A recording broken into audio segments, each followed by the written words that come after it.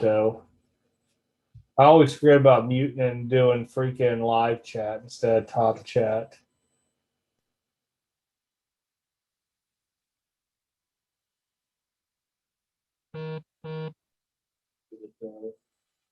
Mute. Oh, that's pause. What am I doing here? Son of a snake. Top chat, live chat. There we go.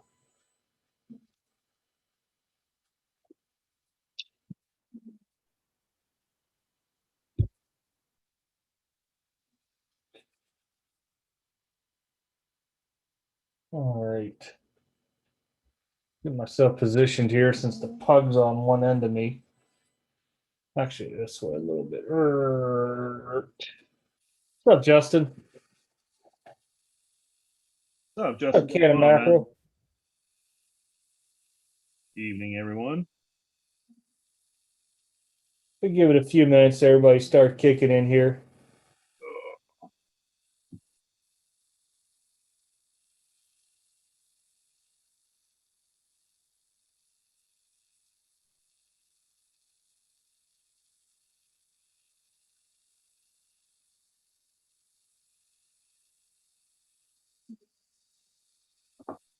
I will say, what a week. I'm drained. Hey, William, what's up? What's new? Well, got some things to talk about.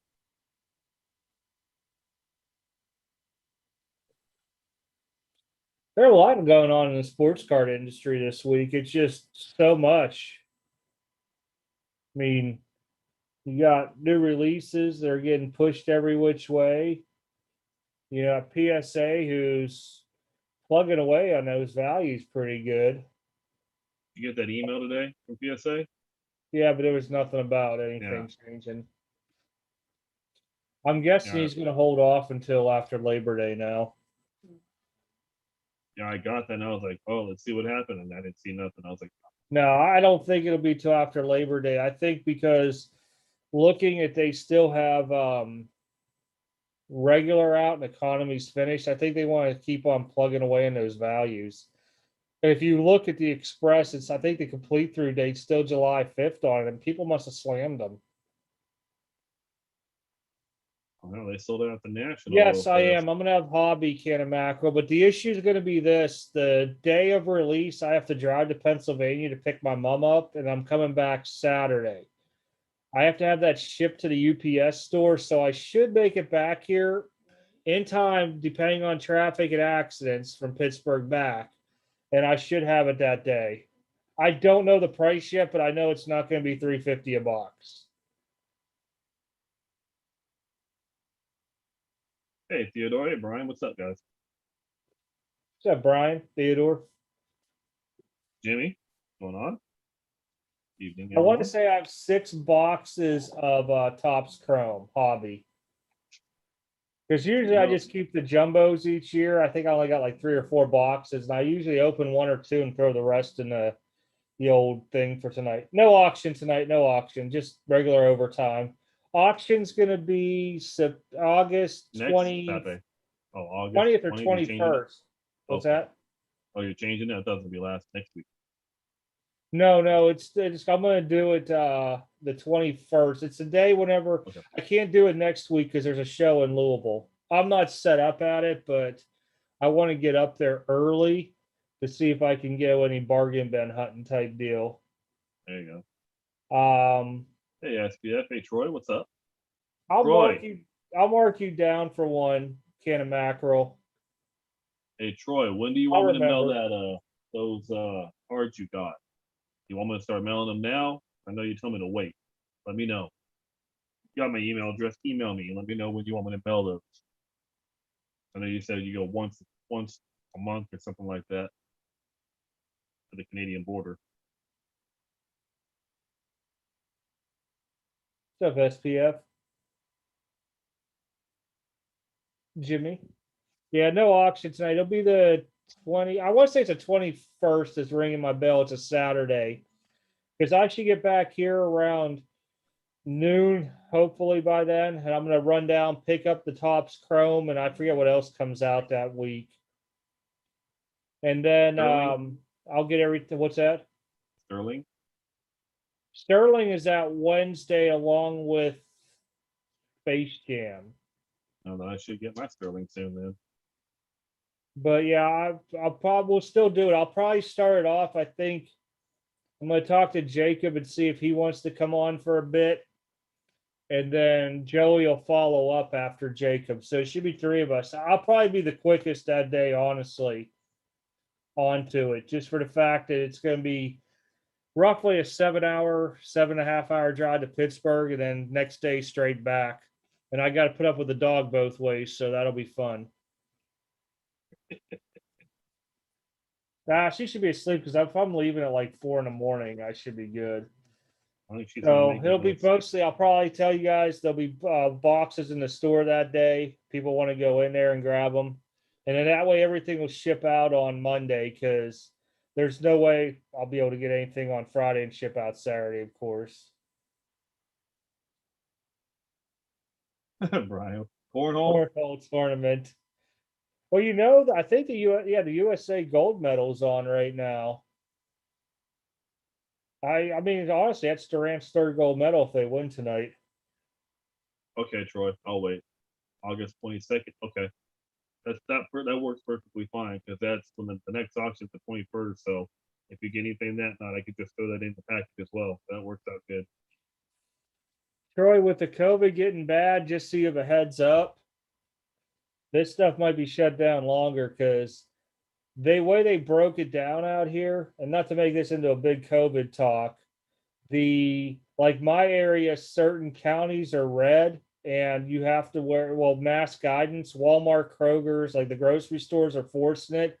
The gas stations and places like that aren't, but all government buildings now are. So just a heads up, it might be staying shut down for a while because they're now talking about in order to come in the United States, you're going to have to present a vaccine card. I don't know if it's going to require boosters or not because boosters are coming and you're supposed to get them before winter, from what I've read and been told. What's up, Jeremy? Hey, Jeremy. Yeah, I saw Pfizer was coming out with their booster shot already. Yeah, they're still doing them all. It's Pfizer and Moderna are going to have boosters. I don't know if Johnson and Johnson or not because they were a one-shot deal to begin with, but that'll be quite interesting overall. I'm watching where the pug's running to. She must be tired of me talking. Oh yeah, I gotta move the mic. There we go. Yeah, she went on her bed. How was your live stream tonight, Jeremy? I know you were talking about something about you going live. I've been slammed here. And to be honest, just so everybody's tracking, it's coming in here. Videos might be a little scarce until I get my mom down here on the 21st because I have to get the spare room. I got to get a bed, mattress, and move all my storage boxes and stuff out that I use for shipping out of it because she's going to be here at least a month and a half, which I think is going to end up turning permanent eventually within probably the course of the next 6 months. And once I get that set up and get everything moved around, because with my back, it's kind of hard to move some of this stuff. I can only do so much a day. But yeah, I'll still get videos and stuff out, but it might be a little bit less until then. But time frames and everything will still stay. Good thing with her, I don't have to wait on post office, dude. She can sit upstairs and do that. COVID actually ever end? No, I don't know. there's too many variants and it's mutating too much. It's like the flu.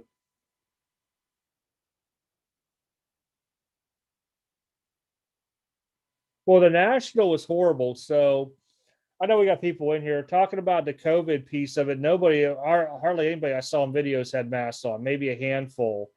And like my rep who was up there, he actually took a hotel room at leaving out of there due to the fact that he has young kids at home and he doesn't want to carry anything back.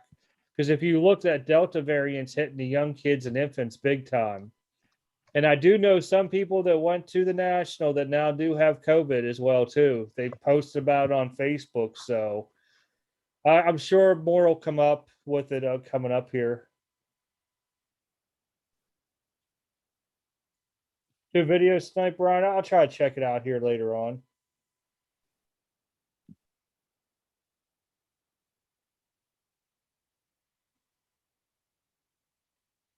Oh, okay. One good. That's good then.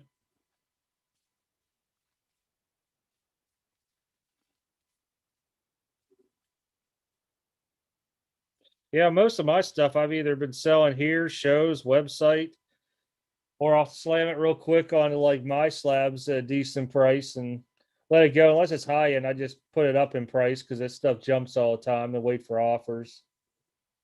Yeah, I moved that Durant last night in like 10 minutes after I put it on my slab. See, that's the one thing I always say, Jeremy, with the site. Where yours could end in 30 days and you got to do the whole part of relisting and all that stuff, maybe have it to where you can have it like auto renew. Oh yeah, National was packed. It was over, they set a record over 120,000. I think it was on Friday. I honestly probably won't go to a national probably for 3 or 4 years. It I'm not won't going next year. I refuse to do Atlantic City. The following year, I might venture up to Chicago. I might. I don't know. I've been to the National before, and there's good parts and bad parts to it because you're drained afterwards. And now with all these new people in the hobby, I mean, trade nights, and you've seen the videos of them taking over hotels and stuff. So, I mean, I just can't do up to 4 or 5 in the morning and then hurry up and try to get on the floor by 9, 10 o'clock because everybody's looking at deals. I think if I would go, I'd go to the National probably like on that Wednesday and probably half a day Thursday. And I probably wouldn't go back until probably maybe Saturday onto it. And I just do other stuff in Chicago. Oh, cool. Speaking You about new implemented people, that? speaking about new people in the hobby, you want to get to that Sasha T? The what? Want to get to the Sasha T? Yeah, we'll start talking. How many people seen Sasha T's video of him doing a deal in the airport? Because everybody's like gun ho every time I go to a show talking about Sasha T and being like Sasha T and everything else.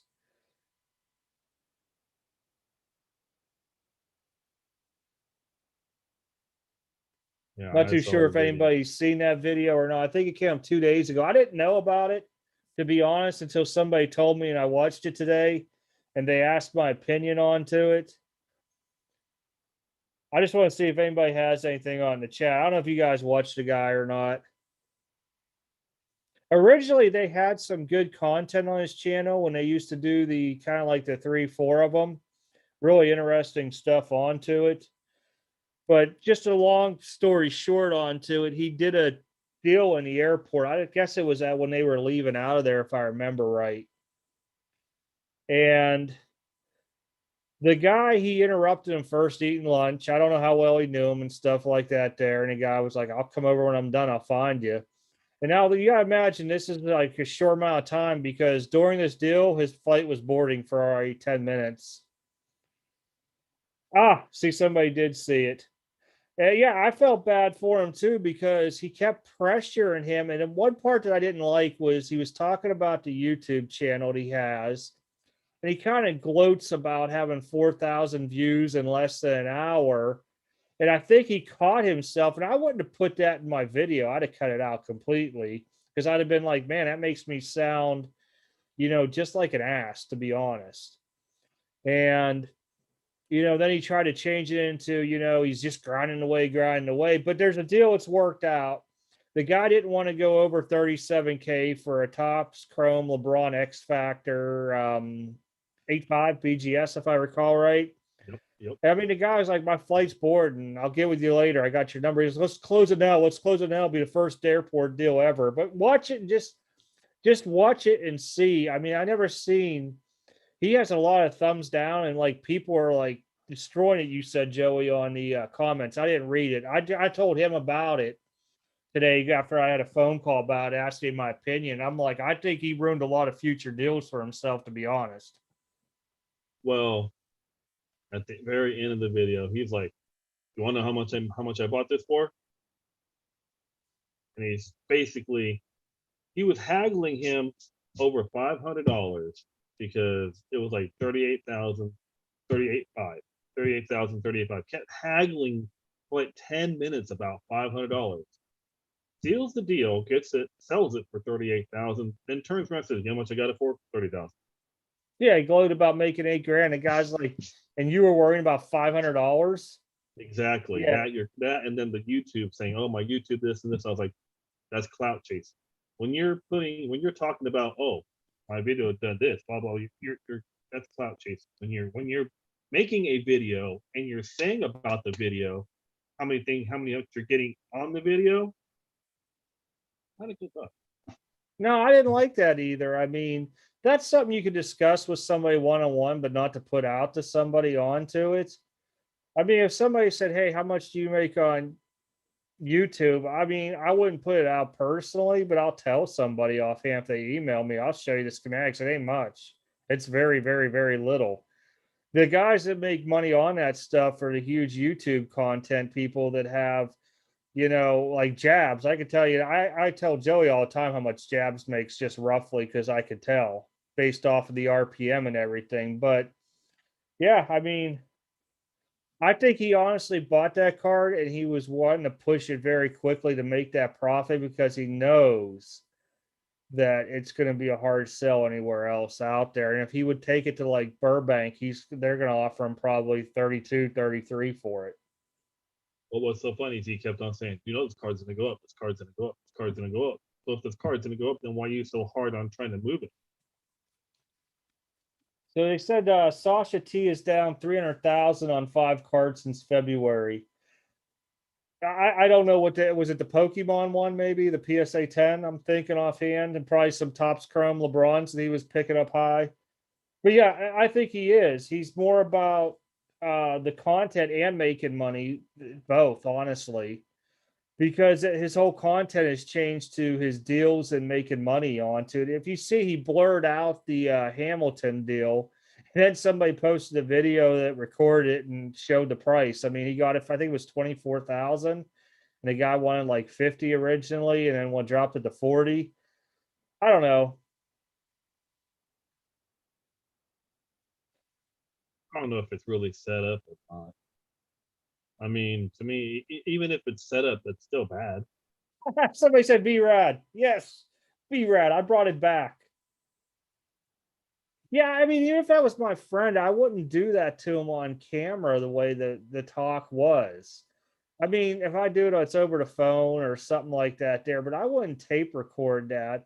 I mean, honestly, joking around stuff's one thing onto it, but I mean, I don't know how well they know each other and how hard they have those kind of things onto each other, but man, I just was not a fan of that video at all. Troy, if I made any money on YouTube, trust me, I don't make nothing. I don't even have enough subscribers. $8 less than Mr. Beast per month. Oh dear goodness. So Joey's sitting there having hidden sponsorships, making about freaking 1.5 million off of ad revenue a month. That dude's a genius. That'd be great.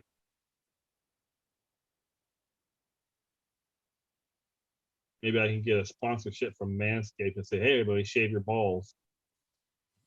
You know what was funny, Theodore, about the Jeff Wilson opening? You're talking about that box thing that they did, winner take all with Golden. A lot of people are saying Kenny Golden doesn't know a lot about cards. Well, he hasn't been in cards that long, and technically he's been in it since like the 90s that I could think of.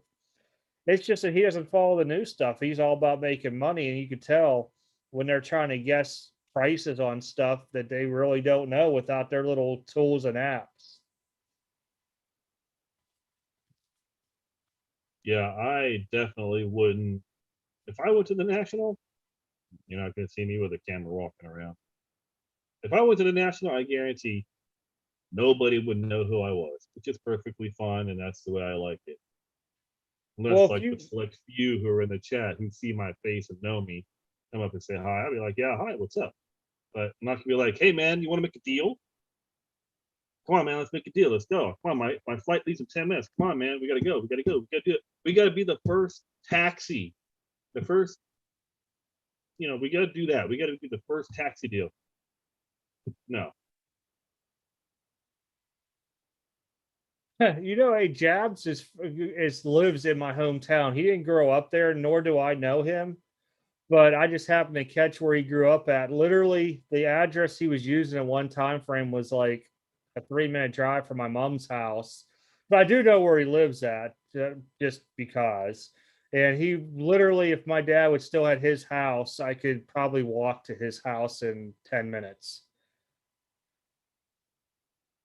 So let me see here. Neo, sports investor dad, Jeff Wilson. They just want subscribers. They jump around to everybody's live feeds. It's pathetic. Honestly, I only know who Jeff Wilson is, and I know that sports investor dude that you're talking about. I don't know who Neo is, to be honest.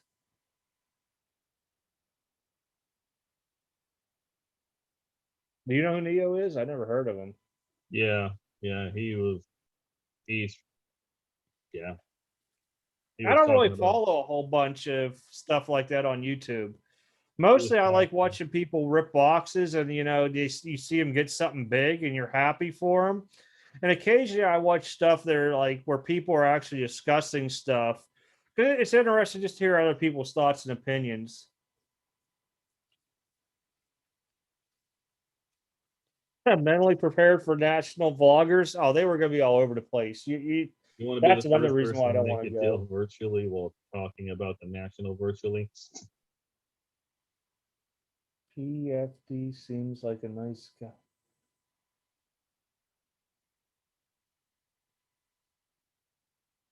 Oh, the professional finance dad or whatever he's called. Yeah, I've seen his stuff. I just not really there with those guys. Well, we need more knowledge. We need more knowledge videos instead of more like, hey, look what I got, or look what look what I made a deal for. You know, it's just like I said before, don't watch the videos of people saying, hey, get this or get that or get this and get that, because 90% of those people who are telling you to get them have already gotten them and they want you to get them, so they spike the price up. So when they want to sell it, They do, and that's why I try not to show a lot of my stuff. I mean, yeah. it's cool to show some of my cards, but I've stopped because of that. Hey, Jeremy wants to do a deal with you, so you can be the first person to make a deal virtually while talking about the national virtually. Okay. Wow, that was a lot to get out. I almost got tongue That twisted was. reading that damn thing. Mm-hmm. Mm-hmm. Oh, Northeast Ohio Sports Cards, Neo. Okay, gotcha.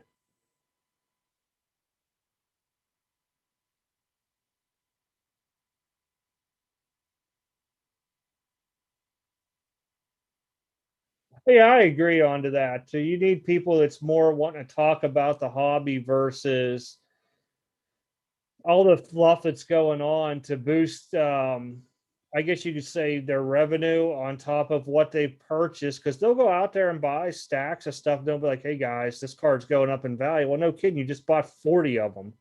That's why it's gone up $40 a card. Then you get some other people jump in. Now, next thing you know, it's up $60 to $100 a card. He flips and makes $2,000 roughly. Mm-hmm. And that I don't know if that's what he was saying was true about that.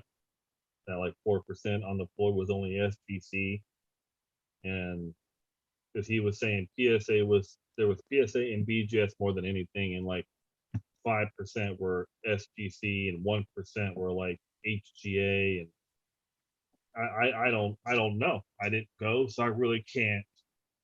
I think what he was referring to was SGC modern stuff versus vintage.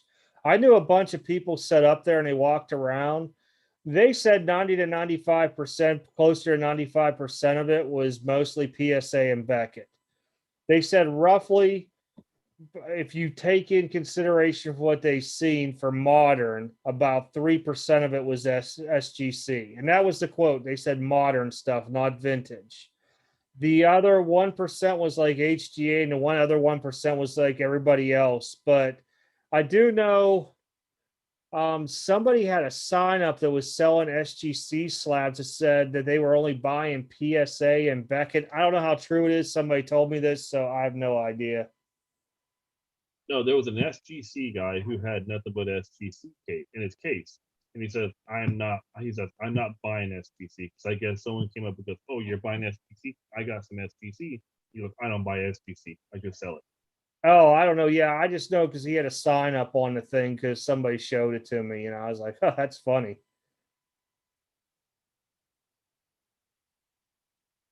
Yeah, and that's the truth, TJ. I don't watch a whole lot of the channels either anymore.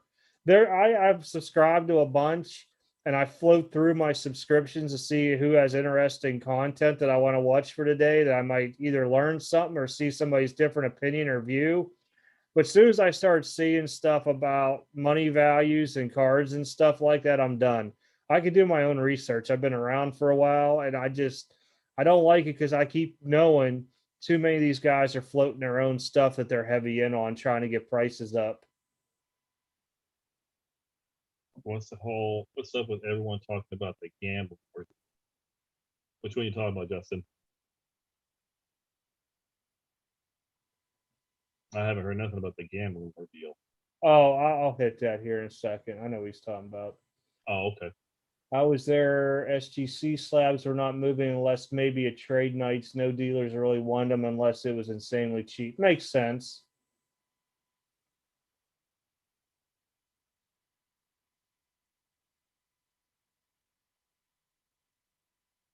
Huh.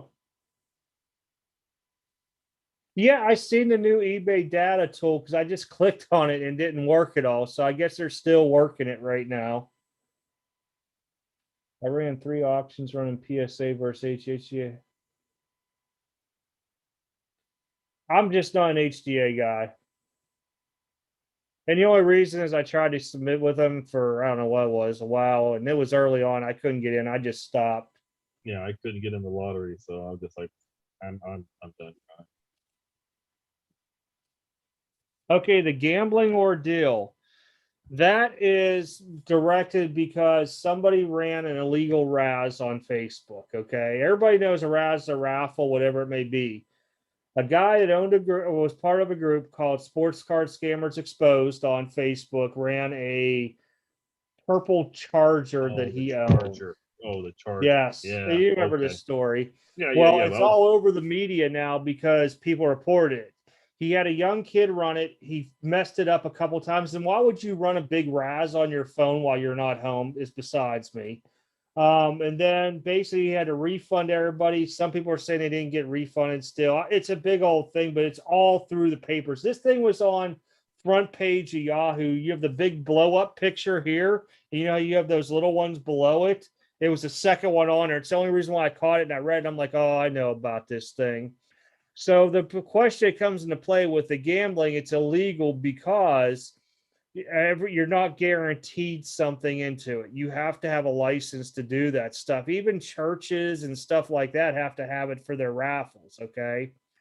So it brought into question about breakers because you have random teams and stuff. Well, that's a big gray area with the gambling thing because you're still getting something, you're getting a team. The part where it hits gambling is when they run 50-50 top five are in. That's considered gambling onto it. So that's where it come into. And then it started a conversation into like Tops has odds on their boxes. Those are gambling odds. Are they going to require everybody to have gambling licenses now to sell boxes of cards? So it's just a lot of talk on to that with the gambling piece, but that's where that all went on to with the gambling deal. You gotta remember, Razes, Theodore, just like raffles. How many raffle tickets do you buy to try and win like a TV at your church when they're trying to raise money for something? That's exactly what a Raz is, a raffle. You're buying spots to win something. So to me, I don't think that's gambling. That's you're trying your luck on. Yeah, and that's the thing. I know everybody's trying to understand the gambling license onto it. It's a lot of research. Every state varies onto it. Okay. It depends if it's like more like a charity thing, like where the fire departments do it to raise money, the churches raise money, stuff like that. There, it's easier to get. But when you're holding it for like a car and you're running on Facebook and you know it's illegal, you know something like that is with a group that had like 40,000 members, you knew somebody was going to report it. Now, there are certain places you can go to get into what they call card rises. You buy a spot, you know, it could be a mega out of 10, whatever it may be. But I'm wondering now if Facebook's going to crack down onto it. but the gambling license may be required eventually onto that. I don't know. It depends on how hard all this stuff's going to get pushed. And at this time frame, you have authorities that are involved into it. And we all know what happened with Facebook a long time ago with a lot of stuff where they shut stuff down. Now, will they start going in private groups and doing it? Because I mean, somebody told somebody that they were like a silly Canadian or something. They got freaking Facebook banned for 10 days just for saying you're a silly Canadian. Maybe he's from Canada. I mean, it was just an inside joke between two people, but because it was on Facebook, even though it was private, they hit him with it. So it's just crazy on stuff like that there. When you look at, I got to scroll back up on some of these comments.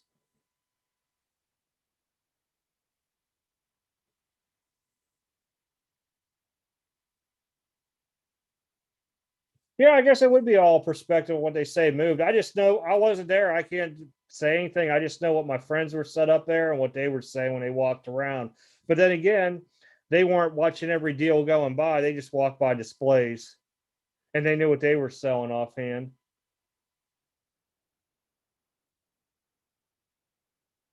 You see, the only thing I don't like about SGC slabs, they're thicker. So when I'm trying to stack them into, I'll probably get in this later into like a Pelican case, and I'll have a video coming out next week. Somebody that's a member of this channel actually makes them. I didn't know it, and I know Joey's going to pick them up tomorrow because he lives close to them, and he's going to show you guys like a sneak preview of it. But they're thick, and I just don't like the overall font on their label. That's just my opinion. No, I liked them back in the day for the vintage. I really did. But it's all on personal preference on that stuff, really.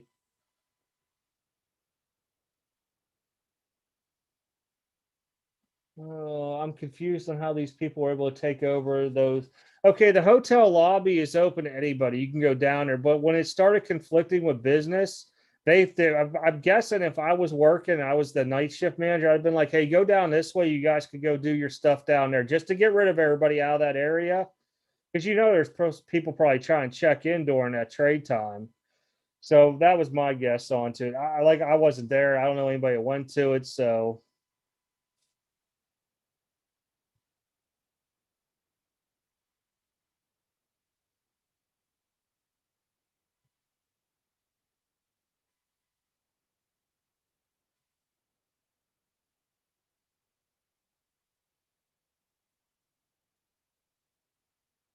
Yeah, I don't know. I'm not gonna trade GA. I know they opened up what 10,000 spots for this week. I I'm good. I'm just gonna just I don't know. East Coast National. I don't even know what that is. I can tell you now, anybody comes to my table with slabs and wants to trade or sell, I always look at them. And that's just another way somebody doesn't have to spend money to set up and do it. They can just take their stuff along. It's always worth doing it. What three quarterbacks can make them a home style run hard market this year? That's a tough question. The scammers page they're talking about on there. That's a tough question because Mahomes is a different kind of animal. Mahomes is his own tier. I mean, it's kind of hard to get to that tier. I that's tough.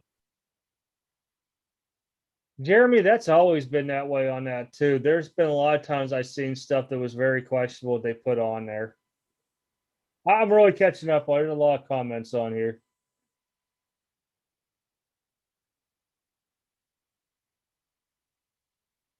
What is the selling game plan? Well, hmm, I know football is right around the corner. We had our first game last night, so football is going to be in full swing for the next 3 weeks. Um, football is a week to week basis on how their cards are doing.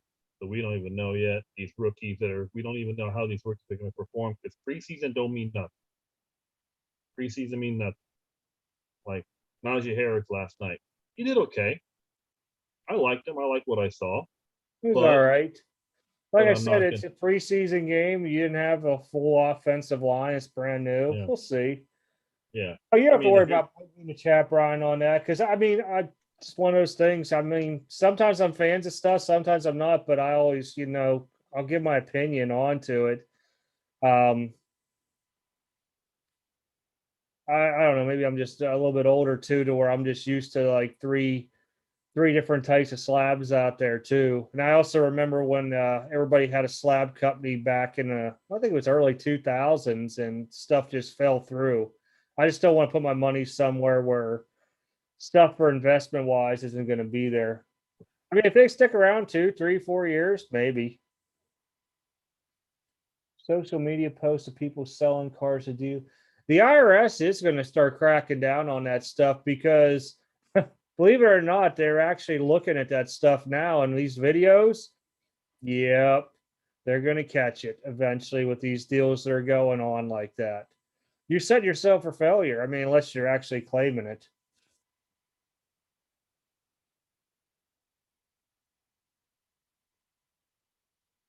If I was that's to get on 3 quarterbacks this year, I would pick Josh Allen. mm-hmm. I still like Herbert. And I'm thinking younger. I'm not going with guys that have been in the league for a while. I'm going to throw out Tom Brady. And if I had to pick a wild card out of it all, who did New England draft again? Mac Jones. Yeah, I would go Mac Jones just because of what I read. But those would be the ones I would be like my wild cards for this year. If I was to predict somebody to have increased value and not, we're not talking like numbers and stuff like Mahomes. You're talking about value. I mean, anybody could pop out anywhere at any time, too. I think Lamar Jackson has a little bounce back. I don't know. I've always been worried about him. I seen him when he played for U of L, and I'm just kind of hesitant still. I'm still a believer in Burrow. I'm still a believer in Kyler Murray. No, So that was not you, Troy, that I was talking about. It was somebody. It was two guys I know on Facebook. there are some quarterbacks that are. I mean, Here's the thing with SGC. I will tell you this that I've noticed is that if your card is centered well, they'll give you on the surface. They will give like freebies on marks on the surface. I can tell you that much. But every company is different across the board when you look at it. PSA is harder on corners. Beckett has always been harder on centering. So, I mean, everybody has their ups and downs. You got to juggle and play with it. And when it comes to, autograph grading and all that stuff, it's so much.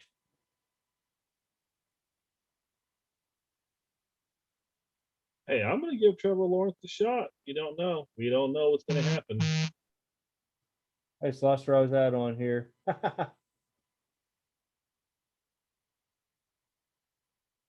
Yeah, you know what? That is true. Pop reports are one of the very few things people ever talk about. And I was telling Joey when I first started the pop thing, the 10,000 PSA club thing that I made up, I was only tracking that myself. And then I talked to a few other people like, that's really good information you should put out to people about pop reports, because if you pay attention to it, you're going to learn something off of it. And you can't really use pop reports once cards are serial numbered or if they're autographed, because they're lower counts versus your base cards and silver prisms and regular refractors that aren't numbered. Well, here's what people got to remember: the more of something makes what. What's that? The what? The more of the more of one thing, the more of something makes it what? It makes it less valuable offhand. I mean, here's the Exactly. way I look at PlayStations and Xboxes before Christmas. You've seen how stupid they were, $1,000 plus, because you had limited supply and a high demand. But once you have a high supply, your demand goes down onto it, and that's the way I look at it as a business fact onto it. What's the next big hype car like the Jordan rookie, the Jeter ST, or Brady? The Jeter ST, possibly. I think the Brady Bowman Chrome rookie. Hey, Stop I think that one. I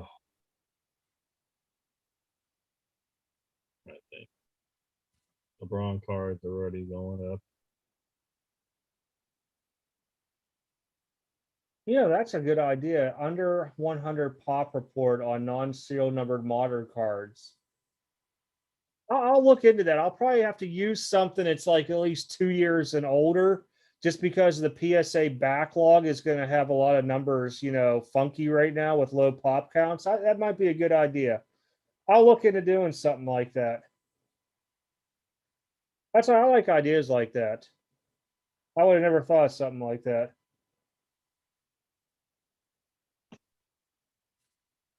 Well, that's the thing with your 10,000 count, with your 10,000 PSA pop report.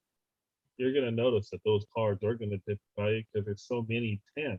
It's not it's not as rare. So, like I said, the more of something we have, the less it's going to be worth.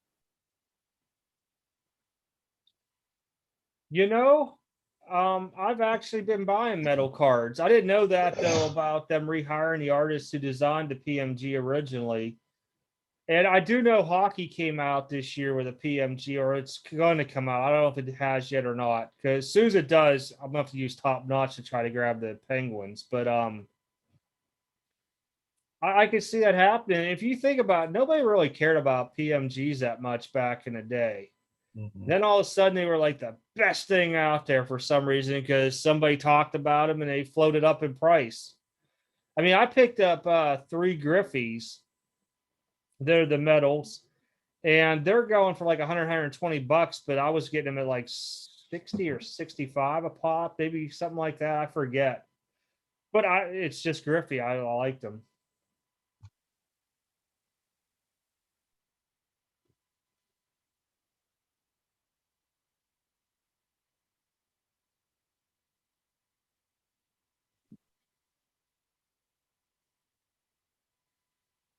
Yeah. Birds on the bat, that's going to be hard because if you're starting to talk about like silver prisms and the red prisms that aren't numbered, it's a guessing game. And we were just talking about, here's an example, the Mosaic Genesis. Because if you notice, there's no Mosaic on schedule to come out for the 2021 class with LaMelo and stuff. Now, granted, they can just pop it out anytime, but usually there's something on a release calendar, and I haven't seen anything on it. But with that there, it would be interesting. I mean, we were looking up the other night, what was it, John Morant's Optic Hollow? No, And we were looking up Zion's red, white, and blue PSA 10s. Oh, was that at the red, white, and blue? And it was something about like 4 or 5,000 total graded out there. Now, see, the thing with that is those were only given in the cello packs. Yep. The only way you get them is out of a cello pack. So, you probably average maybe one every 4, 5, 6 boxes, maybe if that. I don't even know. But even we'll just say there was 3 per case. That tells you how much that was produced. So when you think about that, Don, silver numbers go way up, base numbers go way up. I'm a fan of the stained glass and color blast, always have been. I like stuff that's hobby exclusive only because it's always going to carry a premium. And somebody out there one day is going to be like, oh man, I love these. And they're going to start buying them. And then prices are just going to go whoop way up there. Yeah, like the precious gems.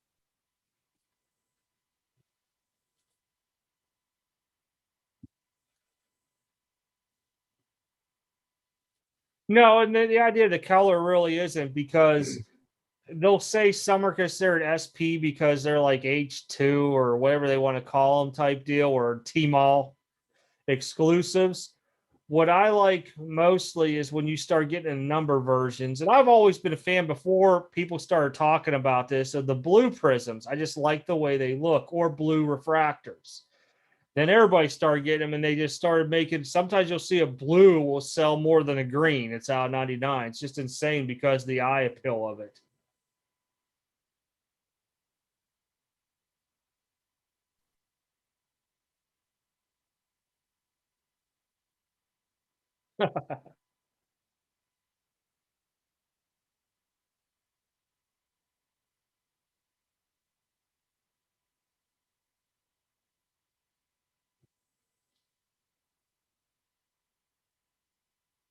Yeah, I mean that backlog, I still say a good chunk of it's going to be done by Christmas. I'm going to say roughly around probably 80% of it because the way they're plugging away numbers. Because right now they're in December in value, so you still got like say 4 months, 5 months worth, maybe six. I think that we're going to see a big thing on it. So as soon as I get my base stuff back in, boom, gone. Because I'll take the money and add or money earned off of that, and I'll go buy an autograph or a serial number card. That's always been my thing since years ago onto it.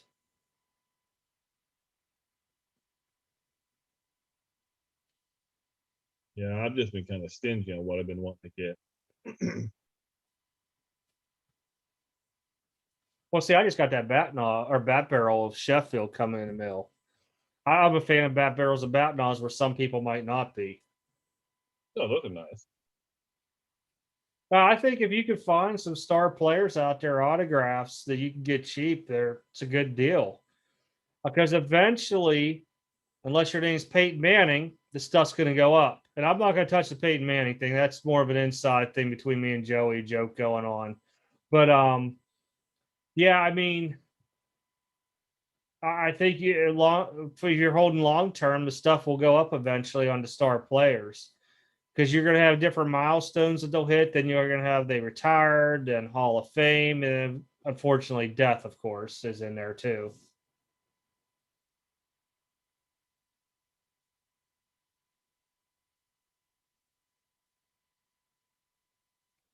Oh no, I'm a Yeah, fan of Bowman Sapphire. We've gotten Bowman Sapphire. We've got Topps Chrome Sapphire. We like the Sapphire. I'm a fan of Sapphire. Mm-hmm. I've been that for now about 2 years, I would say. And I wish I would have bought into it in 2018, but I was skeptical because I was like, man, they're making these atomics that look like coming out of Bowman's Best, calling it Sapphire. They're mimicking the cracked ice. I don't think people are going to catch on to this. And lo and behold, I was wrong. See, I am wrong. I don't always say that I'm right on this stuff. I do. I have been wrong on plenty of stuff. Liquid Theodore. Yeah. Everyone pushing these young quarterbacks the same price as Breeze, Manny, Rogers, Brady, our generational Jackson, Murray. They're even hyped up Sam Darnold. No. Daniel Jones, maybe. Eason, I hope. Jalen Hurts, there's no guarantee he's going to be the starter, actually. But no, me and Jason have been we've been in a debate about one of these guys that we're talking about, Theodore. Or like something doesn't add up. Yeah, for sure. Let me know what you get on those LeBrons from HGA. I'm always interested in that stuff. I like watching people's grading results and stuff like that there. Upper deck speckled rainbow. I That's hockey. I know that. I used to love the Flair metal, but the emerald greens. I don't know why. I always like those emerald greens.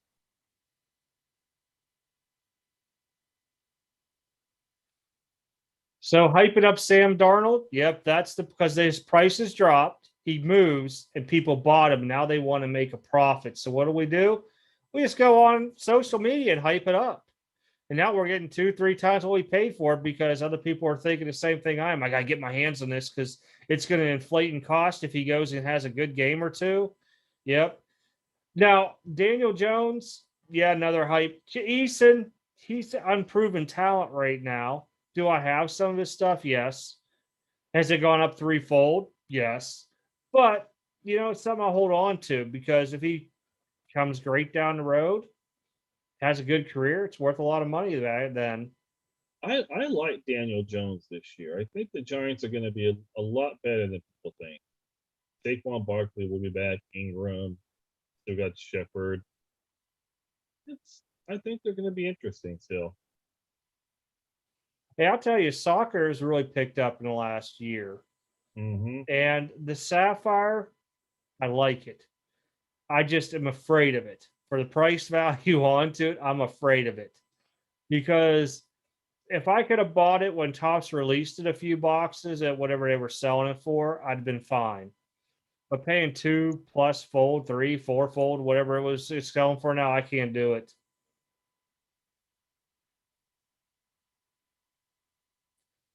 See, Luca, I lucked out in. I liked Luca overall, and his prices were just so affordable back in his rookie year early on, even up to probably towards the end. And then all of a sudden, next season, having we hit COVID and everybody started chasing him. And I'm like, I'm a fool if I don't sell a good chunk of my Luca collection now and buy some Clementes and stuff, which I did.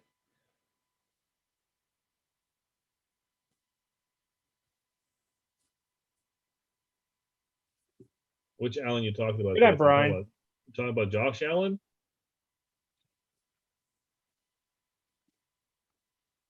Has to be something I could think of.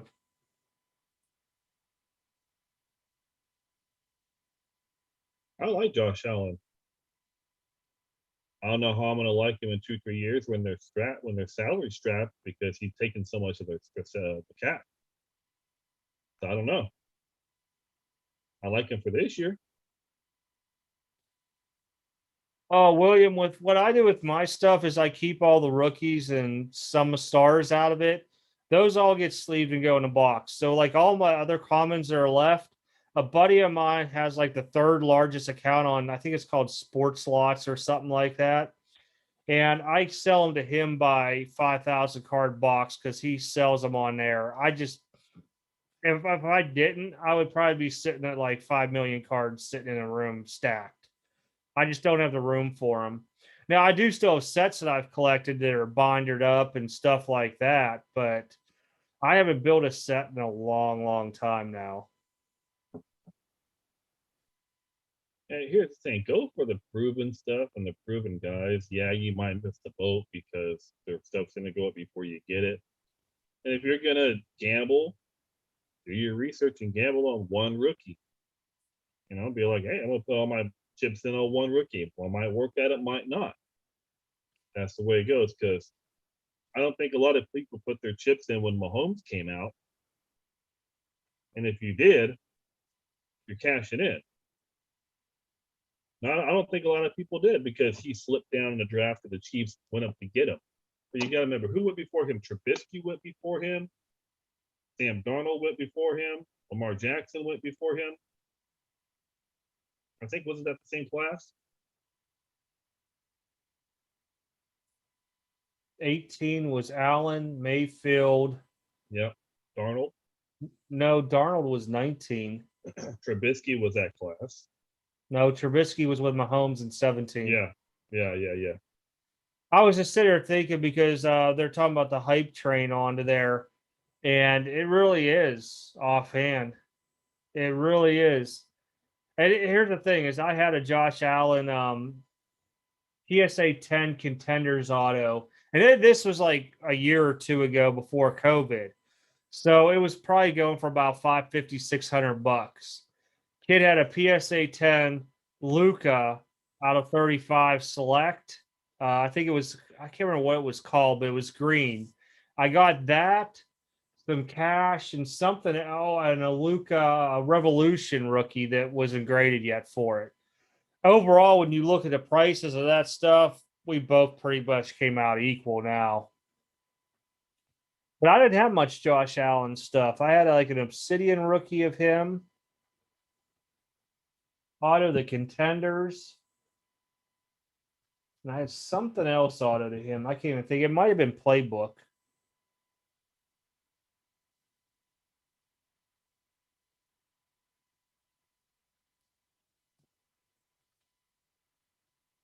Well, that's good for you, Troy. I'm glad you went in heavy on Mahomes, but that's the thing. A lot of people didn't, and they wish they had. But that's the thing. You don't know. It's just hard to realize who it is. But I remember when back then, which is, we act like it's so long ago, but it just was because the card market was so much different back then. You can get stuff cheaper then. Well, the thing was, everybody was chasing Watson over Mahomes, okay? So people started making the Chief and the Texan filler teams. This is the only reason I have my Patrick Mahomes RPA from NT. I hit it because I ended up, there was like 5 breaks at once, and There was a couple scrub teams and everything else. Then there was Chiefs and Texans, and I took I think like 4 or 5 or maybe even 6 spots, and I forget it was some crazy amount. It was like 100 and something for filler price onto it. And I ended up getting the Chiefs and the Texans in a couple of the breaks. And that, of course, I didn't hit nothing Texan wise. I think I got like the rookie materials, one of Watson out of one of them. But I hit the Mahomes one and I graded it and just put it aside. But if you remember, the Prism Silver or the Prism rookies were only silvers that year, and they were very rare to get. Totally forgot I had a stack of them. And matter of fact, they were platinum card breaks, and they used to team bag the stuff, and I had them in a box. Forgot about it. I'm like, what's in this box? And this was, I don't know, probably within the last year. And I started finding like Juju Smith-Schusters and Dobbs and Connor. And there was 2 packs that had Chiefs stuff in full case breaks. 3 silvers were in it. 3. One has a dimple. One has a dimple on it. But I was in shock because nobody cared about those back then. They were like $30, $40 cards on eBay. Everybody was chasing autos.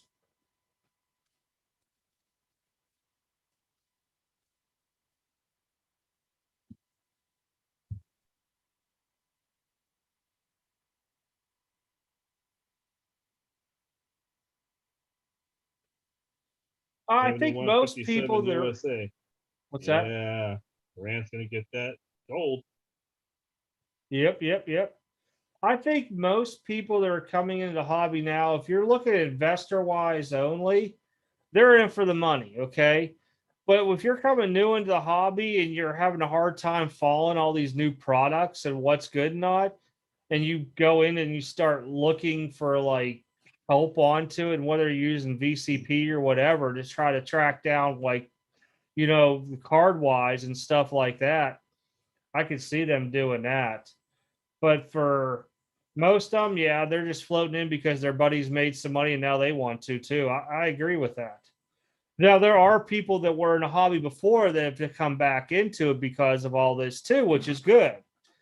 But I'll tell you what. Anybody will here watch Loot Box TV? The only reason I know who they are is because they're from up in Louisville. All right, Loot Box TV, 2 guys. They call themselves, I think it's Gin and Juice or something like that, right?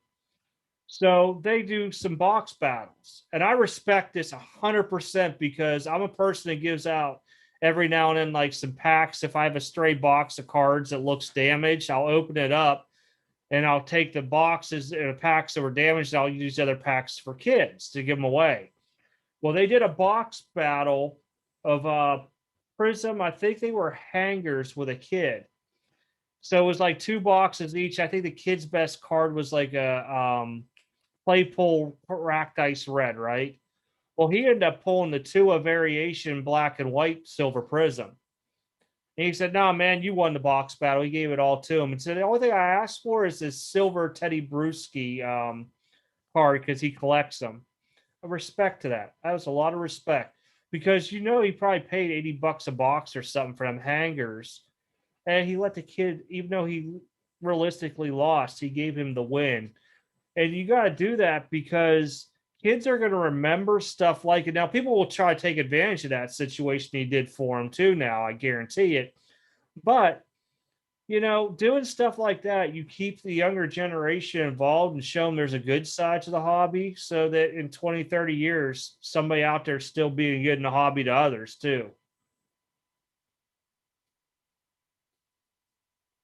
Yeah, but the problem is a lot of these investors and a lot of these flippers, a lot of these people, it's going to be hard for these kids to get these cards. It's going to be hard for kids to go out and buy cards, especially you can't even get them at Walmart or Target or anything anymore. It's going to be hard for these kids to stay engaged or to stay focused or to stay hungry to do it because it's hard for them to get the stuff. And these parents are gonna be like, "Oh my god, I have to pay $100 for a blaster." That's the problem. That's what's gonna kill the next generation.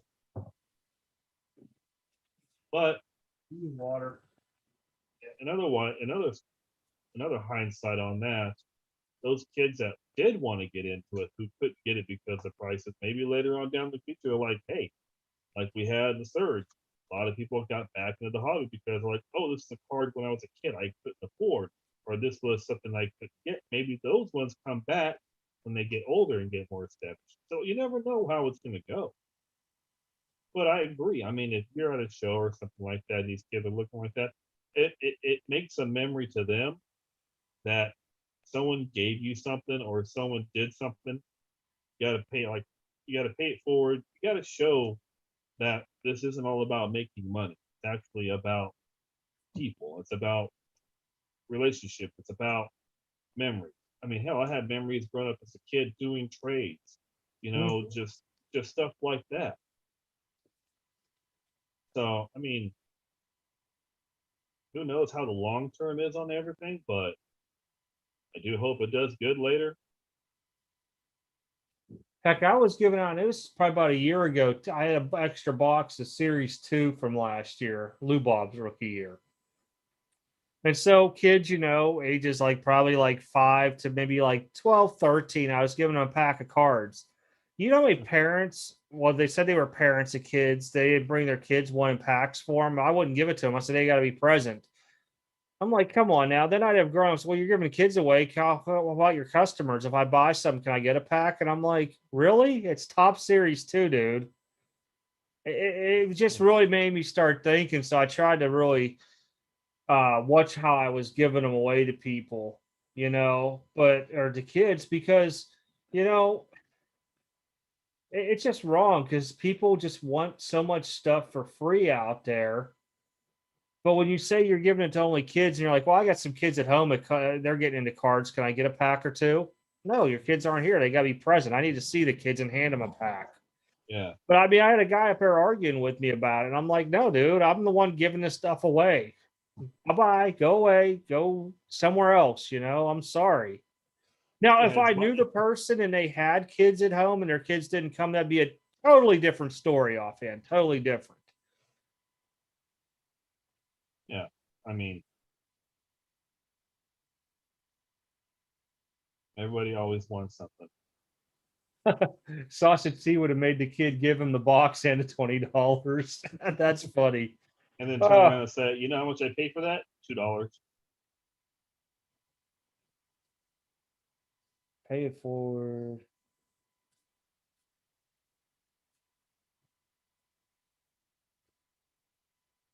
You know, I used to do that too with some of the kids because you would have a kid that would walk by your booth like 3 or 4 times and he's like pointing out like a $20 or $30 card. Mom wouldn't buy it for him. Eventually, I'm just like, you really want this card? I'm like, I'll make you a deal. You got to be good for your mom for 1 week and you got to help her with chores and I'll give you this card. But that's the deal will work out. It's a $20, $30 card. You know, for me, that doesn't bother me. You know, I'm not giving a kid a $3,000 card, but you do stuff like that because you leave it, like you said, a memory with that kid, but you also leave an impression on to him too that, hey, maybe, you know, in 15 years and that kid grows up and he's now on the cards and he sees that kid coming by and his mom won't buy something for him. It's, you know, it's something minute, but it means the world to them. You just give it to them. Give it to them. Well, I have tons of comments. Tons. I have nothing to do with. I'm getting medium flat rate mailboxes. I ordered a ton of them. I'm putting them all and I'm filling them all. The next time there's a card show near me, I'm taking with me, and I plan on giving a kid a box. It's common, nothing big, but it's a medium flat rate box full of cards. But I will give them a box, and then I'm going to give them a nice card to go with it, so they don't be like, "Oh, I just got junk." I'm like, you know what? I'm giving you free cards. I don't have nothing to do with them. I'm not going to sell commons. I'm not going to move all that stuff. I mean, it's hard to move common cards or base stuff like. So I'm just going to give them to some kids next time I'm at a show. And I probably got about 30 flat rate medium boxes. So I don't mind giving them away. And some kid might be like, oh my God, look how much cards I got. Look how much cards I got. I'm like, and that's going to leave the biggest memory on it. Yeah, it will. Regardless if it's commons or stars or an autograph or anything like that. A kid at 6 or 7 years old or 8 years old is going to be happy with anything. if it's free. The parents are going to remember that. They're going to appreciate that. Maybe that kid turns into a kid who likes cars. If I help them get to that point, or if I help them push them in that direction, hey, I'm good with it. Yeah, it's a good idea. It happened to me when I was a kid. That's the only reason I ever thought about it. That's why I do it. It's called generosity. It's called, you gotta be generous. It's not always about making money or anything like that. It's about everything that comes with it all. Oh, you're always gonna get burned on cards when you invest into them. There's gonna be times you don't make good decisions. You eat the cost. Now, back in the day, it was easier to eat the cost than it is now. That's why I don't go very heavy anymore into really investing into a rookie card. I might grab a couple that are either autographed or numbered and pray that it pans out. But trust me, I've been burned a lot in the last probably year. And you have to blame. I see what your other point is on there too, with a lot of the younger generation coming around trying to act like a baller, like they see on YouTube. They come to my table all the time, and I just shoo them away casually because I don't have time to deal with that when they're sitting there arguing over $5 and they're like, well, the last eBay comp says it was 200. I'm like, dude, that was a bad sell. If you look at the other ones that sold that day, because there was like 10 of them went off, they all averaged this price. They're all around this price here. Well, I'll give you this for it because you got to eat eBay fees. And I'm like, dude, you want to pay Kentucky sales tax fee right now? Because I am licensed through it. I'm supposed to charge you sales tax, but I put it in the price. And they just get upset and they walk away because they see it and they think that's the big cool thing to do. And I'm like, that's really not it. You might be able to get other guys in here that'll bite off on that, but no need onto it. Oh no, there's an art for negotiating. There is an art. But you got to be able to paint that picture perfectly fine, or you got to be able to make sure you do it right. If you come off like Sasha T did, that's not the art of the deal. That's just the art of you being a past ass. See, I'm one of them people that if it's just one card I won't even bargain on it at all. I won't. I normally won't. Now, if they accept offers onto it, like if it's on the internet or something, that's one thing. But at a show, somebody's a sticker price on something, and I know it's at comps, I'm not going to bother them with one. Ask them what's the best you could do on this when he has a sticker price there. What I'll end up doing is looking at that one card and trying to get like 3 or 4 others. Like, hey man, if I took all these, what's the best you could really do on these, if anything? And I said, I'm not trying to, get over, but I want to buy all of these. And I just want to see if there's any wiggle room. And normally guys will respect that right off the bat, and they might knock down 10, 20% onto it. Or so I've had times where I was going to pay full price on cards, and the guy, I'm like, hey, I want to get these here. He's like adding them up. He's like, oh, it's like 240. I'll take 2. I'm like, oh, cool, thank you. I appreciate it because I had to pay the 240 for it. Hey TG, I agree with that YouTube has destroyed the younger generation is because they see all these other guys and they try to do what they're doing. They're like, oh, I can do that. I can do that. No, they're yes, cards is a business. But Well, you gotta make go ahead. Go ahead. No, I was going to say, think about it this way. I mean, we're talking about the kids with the social media platforms, seeing guys doing this stuff. And I call them cutthroat business guys that do that stuff. They're just cutthroat. So people want to emulate that. Well, if we go back in time, think about when like MTV came out and stuff like that. We were emulating what we see in those videos, right? And then when you started, well, I wasn't going to hit. So you were twerking? No, I'm talking 90s, dude. Twerking didn't come out till later. If I twerked right now, I'd probably be in pain. I wouldn't talk to you for 3 days because I'd be bedridden. You were doing the Tootsie Roll? No, I was doing the hokey pokey, man. You're not that old. Yeah, I am. Hokey pokey is always at the weddings where I was at. That was a fun one. But when you look at it, though, through time, we've always emulated stuff we've seen. Even like if you regards like, oh man, I like Michael Jordan, I want to be like Mike. You went on that basketball court thinking you were going to be like Mike, right? Oh, no, So as we I went progressed out in there looking like time, what's that? I went out there trying to be Tim Legler. Oh, well, as we progressed in time, though, we had more platforms of streaming and social media and seeing stuff, and you start emulating that. Because back when we were kids, who'd you emulate? Sports players, wrestlers, stuff like that. There, as you got older, you started like, man, I want to be like that dude Bill Gates because he has all this money, or Hugh Hefner because he has all the women and money and stuff. And that's the way I look at it. I mean, you want to try to set yourself with a good example for others to follow. But when you have money involved into it and seeing it, you want to be like that guy because of the money.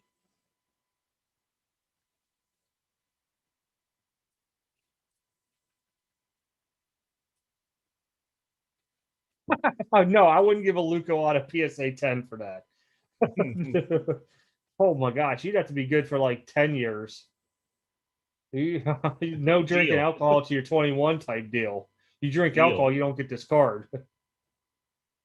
He'll be like, you Like, okay, yeah, you can't have the Luca Auto PSA 10. you could donate all your Trevor Bauer cards to charity, and you felt guilty.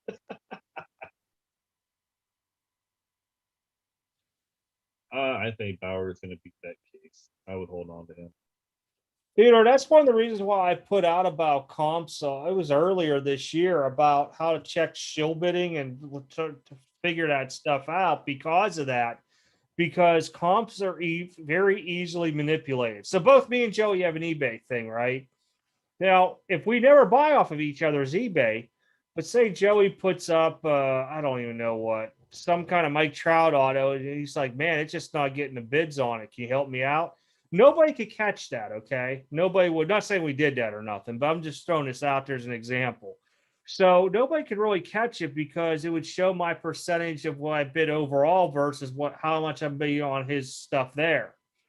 But there's people that abuse that system and are easily caught on to it. You could tell the shield bidders right off the bat because a lot of times they're bidding on their own stuff. They're making an account with their wife, kids, grandma, maybe somebody died. I don't know, which is sad, but I do know I've heard stories and even seen it where they've done it and they'll shield bid their own stuff up there. Why put it at auction if you're going to shield bid? Just put it at a fixed price and let offers come in. Makes sense to me, but hey, that's the way. Hey, let's get these cards to go up. You put yours up, I'll put mine up. We both have Josh Allen NT RPA, so we'll just keep bidding the crap out of it. Couple spurts here. You bid 5,000, I'll bid 5 years. We'll send them to each other, and then we'll just wait about 2 weeks and we'll relist them and say the guy never paid for it or something like that. And then they float up the cost. See it way too much. You also got to remember, dudes out there have those robots that bid for them too. That's why you get outbid with guys 100 stars. I hardly ever have anything on auction on eBay. Most of my stuff is always fixed price because I'm like, no, you want it? This is the price. And then if I decide to send you an offer, I decide to send you an offer. If not, then that's it.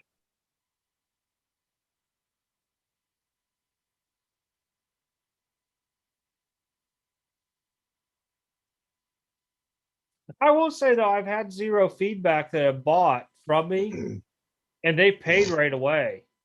Now, granted, they could be using that to boost up their star level or whatever, but some of the dudes that have bought from me, and this is what's shocking about it. When I looked at who the name was and the address, they had some kind of, I don't want to say clout, but they're well known. And I was just in shock by it because it's who they were. I mean, they just started up because they never messed with eBay before. There's some slim chances on that stuff, but mostly, yeah, I don't trust the zero guys on. I mean, everybody starts somewhere, is always the argument, especially if you get somebody brand new. Say some kid now has his own eBay account at 18, he starts at zero. I got it. But for the most part, we also know that a majority of those are bad. My eBay? I only have two things up I put on today in their raw cards. Now, I got a few things up here, but I don't have much anymore. I got a few things on sealed my slabs, and that's it. There's my eBay right there. That's what I go by.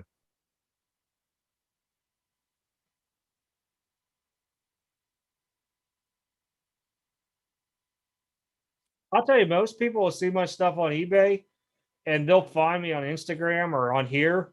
And I'm like, hey, man, I want to buy this card, but, I want to work a deal out. Say it's $100 card and they want it for like $90 shipped. I'm like, all right, whatever. I mean, to me, I know I have an older account, so I pay 10% on my eBay fees. I'm not in that 13% category thing with them. I think it's like 10.4 or something I pay. But with that there and shipping, I'm like, I'm not going to argue over a couple dollars for a sale that's been sitting there for a while. And you guys know that if you do start power selling on eBay, you can call them and have your stuff dropped. Just to let you know. They will drop your interest rate. Yeah, I don't use PW. I don't buy anything PWCC or props. See, back in the day, I used to power sell in there a lot.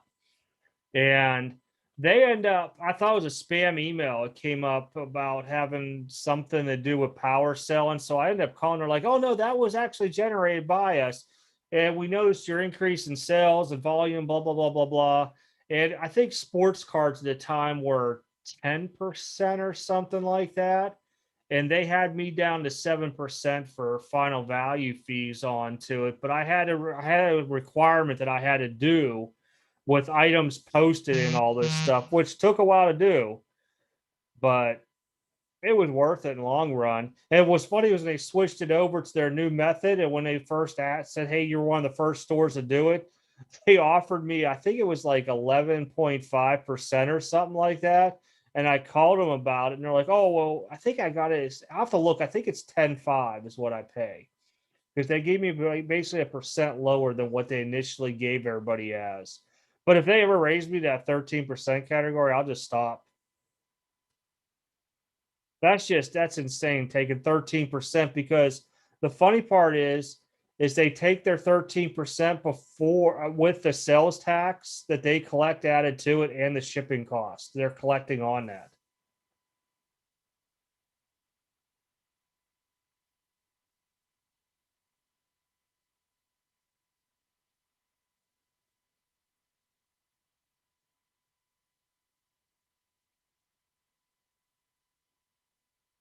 Yeah, I don't have Instagram. Oh, nice. Thanks, Justin. Twitter. I don't have Instagram, Twitter, or Facebook. Nope. I don't sell anything on that. I don't really sell on Instagram. I mean, have people hit me up. I did one sale a while ago on there, but that was it. I mean, I used to have guys that didn't have PayPal. I remember they used to pay me through Facebook. Somehow I would bill them, but I knew them for a long time, so I didn't really worry about it that much. Normally, I wouldn't take Facebook Pay or all that stuff. You want on camera, Pug? I'll put you on camera if you don't stop. Don't argue with me. You're gonna freak her out again. Oh, she's bugging me. Go lay down. Go play with the cat. I don't think I have any things for her down here. No. I know what she wants. She woke up, it's like, oh, it's cookie time. Yeah, that's what she thinks. How many she had today though? I gave her 2, but she ate her dinner early. Then I gave her 1 later on. She probably should have something else in her stomach.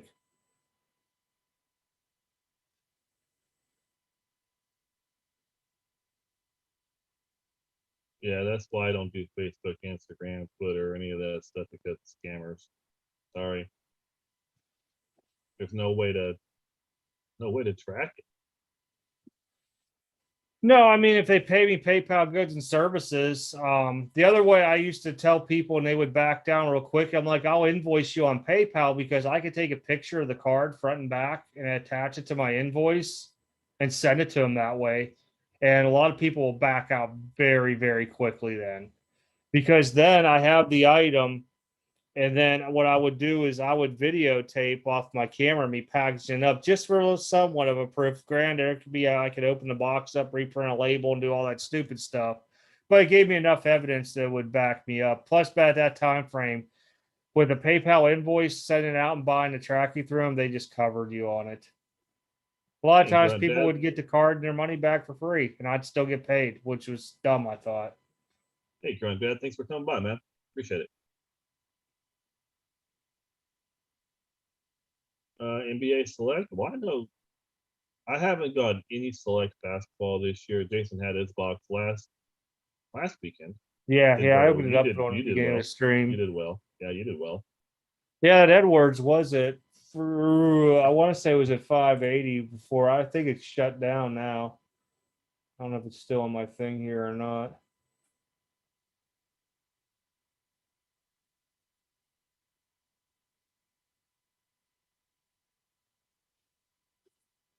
It was on my watch list. Probably already went off. I'm just curious what it would sell for offhand. I got too much stuff on my watch list anymore. Ended at 580 too. 580 it ended at. Edwards RP at 199 from Select. Shows that if you put a paid, what are they selling in boxes you found today, 830 or something? Anthony Edwards doesn't even cover the box. Unless you get it graded and it comes back a good grade. That's the only way you're going to make it back. Well, the sad part is it's a sticker auto. It's barely going off stickers, so I can't send it there. If I send a PSA, I risk of getting an 8. Sticker stock card, harder to grade. I'd send it to Beckett. I wouldn't, because the auto grade is going to get a 9. And that's going to damper it too. Because that's the first thing somebody will fixate on is the auto grade. It's still autographed regardless.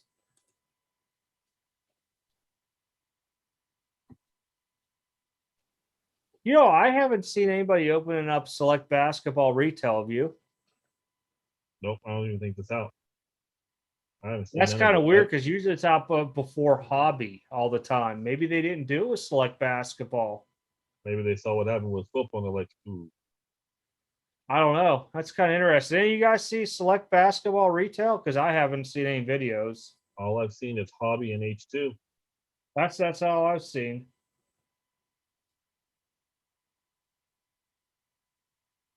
Yeah, I haven't seen none of it. And none of it retail.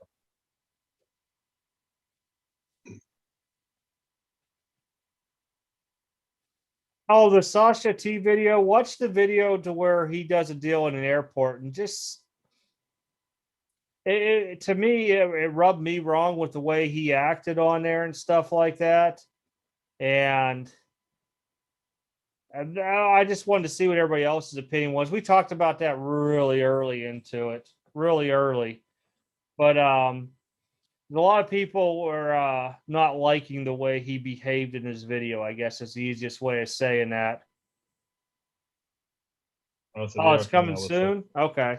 Well, there you go. It's almost to the point where you'd rather just buy retail, because if you buy a hobby, chance of you getting something to make their money back is even harder. Well, see, the thing with hobbies, you got numbered parallels in there. Granted, you got to hit it first, and you're supposed to get 3 cards with one of them at least being an auto. And what I've really noticed, though, is if you get 2 relics in there, your auto's been pretty decent out of the box. And the people have been pulling 2 autos haven't been getting really that great of autos. I don't know. It might just been the ones that I've seen open, but majority-wise, that's what I've seen.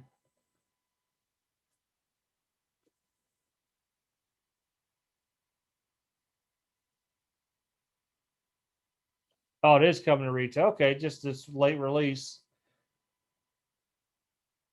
Yeah, I won't be hunting it down at all. I know I'll get maybe a couple things of retail, but that's about it.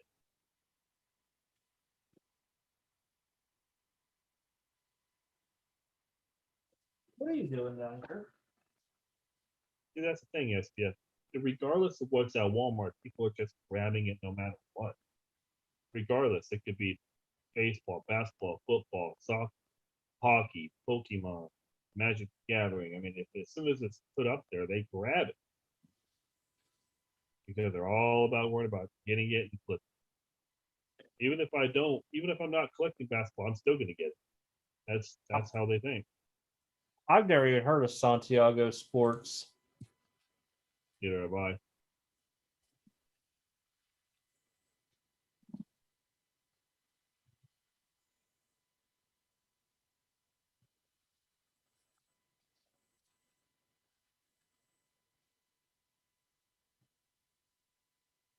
Yeah, that's the issue though, is that all your bases, silvers, and court sides just go down in value because if they should have kept courtside hobby exclusive and left it at that. That really hurt it the most. Or what would they call the other one? Field level. Well, no, club. No, club level was new this year. It used to be the field level. But that's what I'm saying. They should have made club level retail only, and they should have made field level hobby only. Oh yeah, that would make sense. Instead of putting all four of them in every product. If I was me, I'd be like, oh no, we're going to put club level but no field level in retail. So you can chase the club level in retail, but in hobby you chase the field level. That's what I would. Santiago is the man bun guy.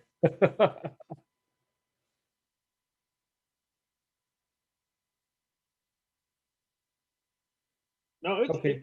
Retail boxes are getting out of hand. I mean, I get it. The prices are getting crazy on. Oh yeah, I mean, like I said, back in 1819, a Prism retail box, not seller, the actual retail boxes were like 70, $80. And I used to add them my order all the time. Well, I was opening up so much, I had so much Luca and Trey Young stuff that I just started stacking them in my safe. And that's the only reason why I have them, because back then I would have like, I'm trying to think, say like Chinese Revolution came out. It was like, I don't even know, it was like $200 a case or something like that. And so you'd have a case of that come out and you'd have to add like 3 or 4 boxes of that just to make your order to ship for free. And I'm trying to think of the other products that were very cheap back then. Hey, Shannon, I disagree. The Vegas day was not right about the card market crash. The card market hasn't crashed. It just slowed down a little bit, but it hasn't crashed. Cards are still moving, products still moving, boxes are still moving.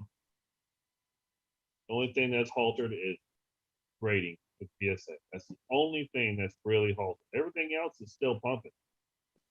I think the card market has settled to a more realistic price, but at the same time frame, the backlog in BGS and PSA with people having money in cards there has also stopped a lot of the cash flow going through.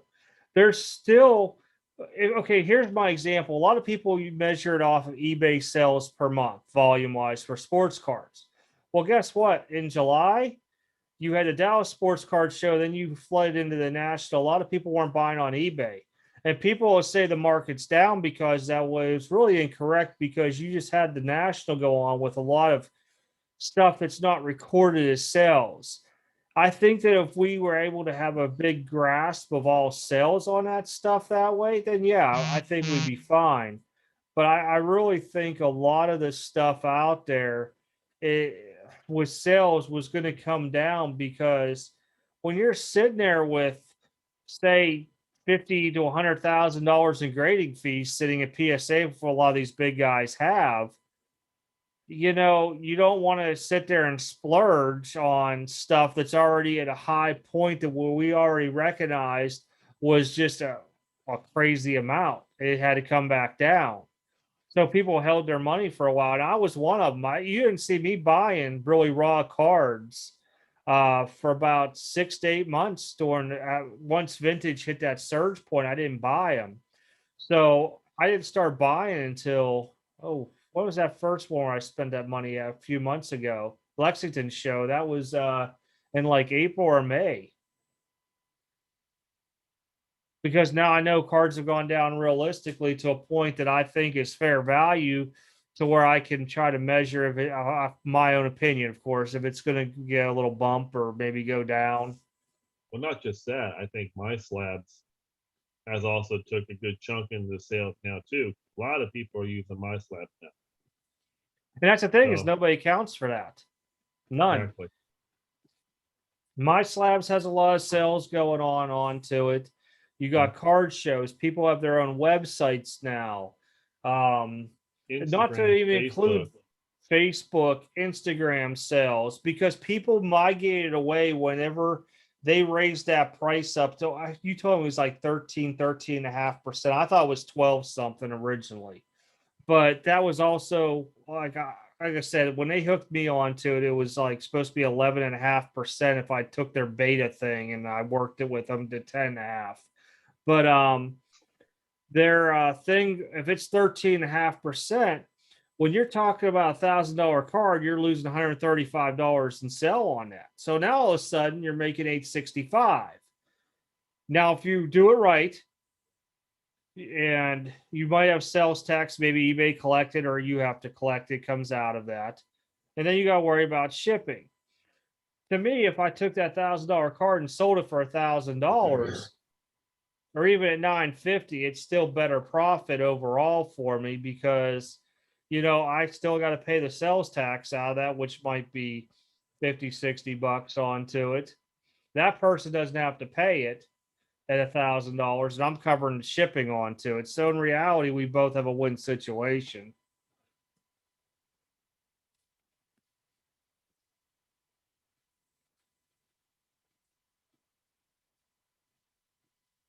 And that's exactly it, Grunt Dad, is that the bubble hit, and now the silver lining is the cards are worth more than they were back at, pre-COVID, we'll call it, at that time frame. And that was good for the hobby. Well, we all knew, at least we all should have known, that those prices were a Luca based silver going for $1,800 was not sustainable. There was no way. No way. I cashed in when they were hitting 13, 1400. I was like, I'm amazed by this. And people were like, oh, well, look at the Lillard and Bookers. I'm like, they're gone too. They're all gone. Because back then, I think I paid $10 or $12 bulk submission to have those graded. I'm pretty sure it was something like that.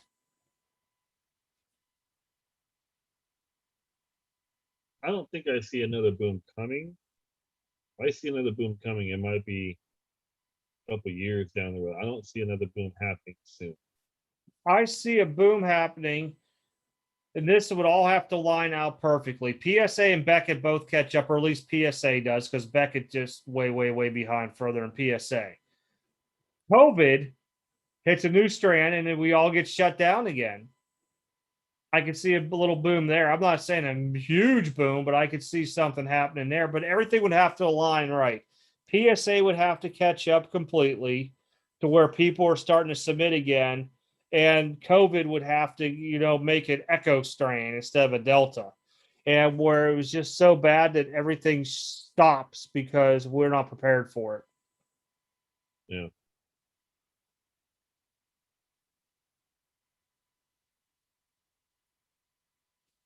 Yeah, and that wasn't the silver. Here's the funny thing. The silvers were like around a PSA 10 before COVID was like around 800-900, I remember. Okay.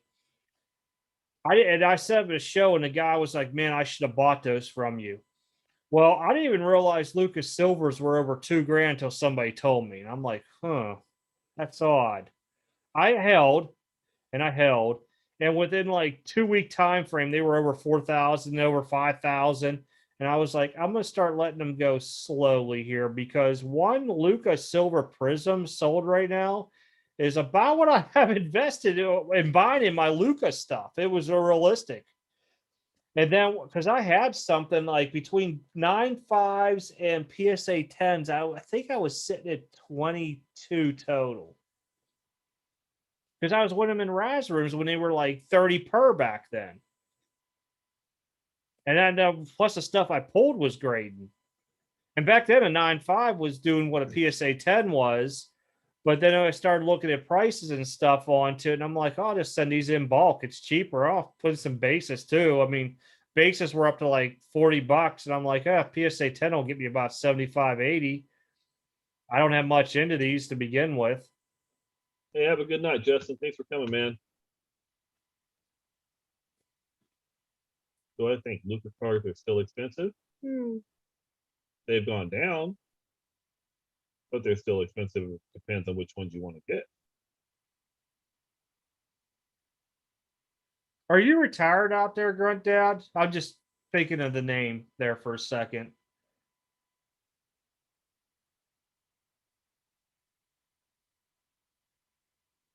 Delta Plus. I could see it. They're just renaming everything all at once anymore.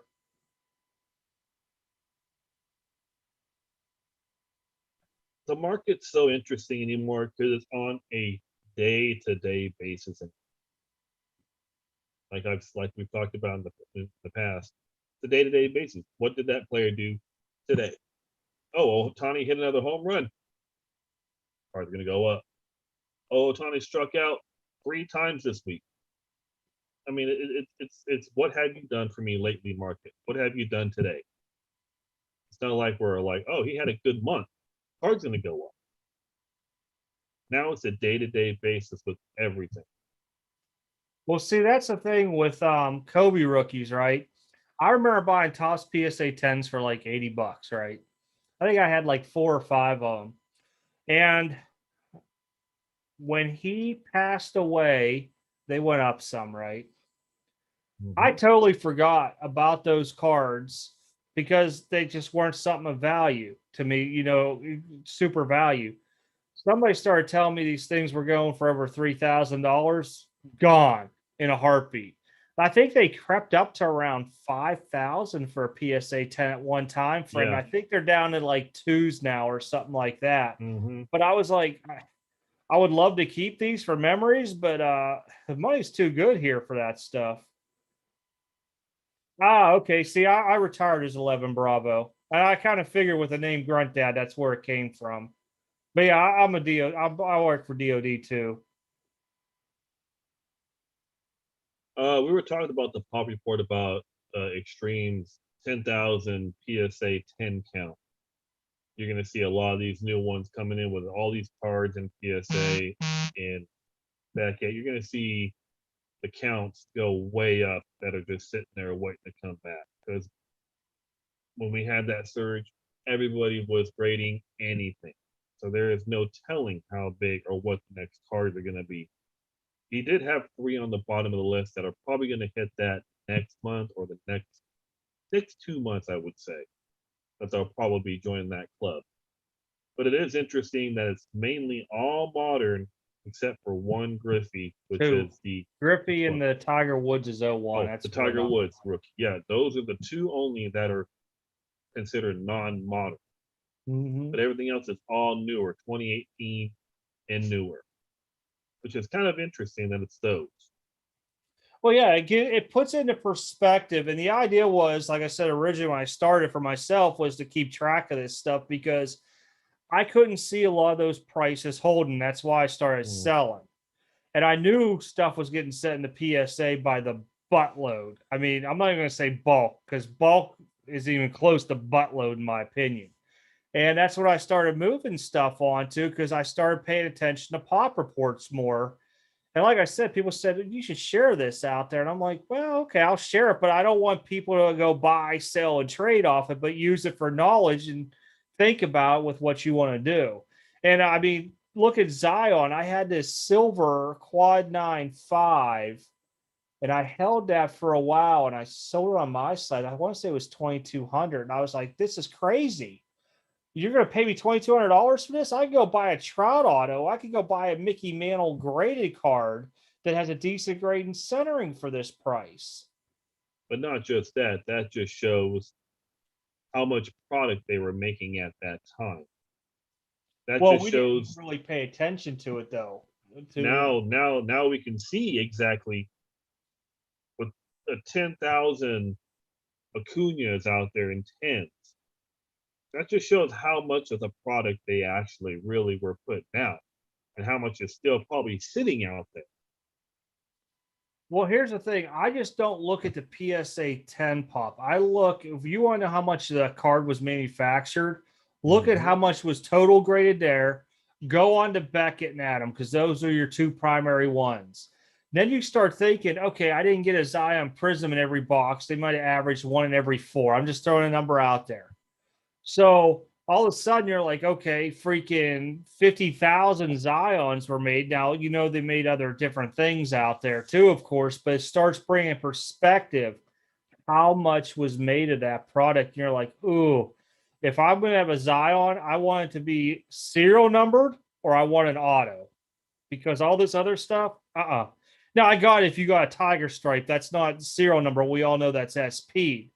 But when you start looking at silvers, because they fluctuate in every product released, and the bases gone.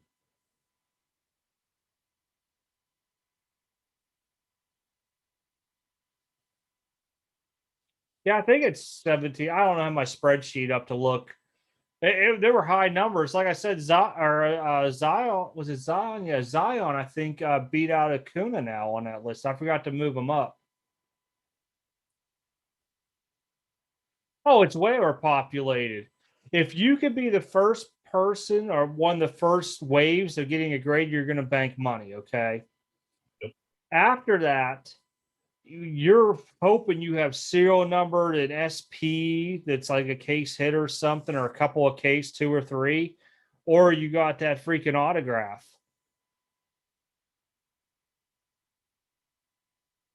Oh man, Rage! If you see how much, I'm telling you, researching's a pain.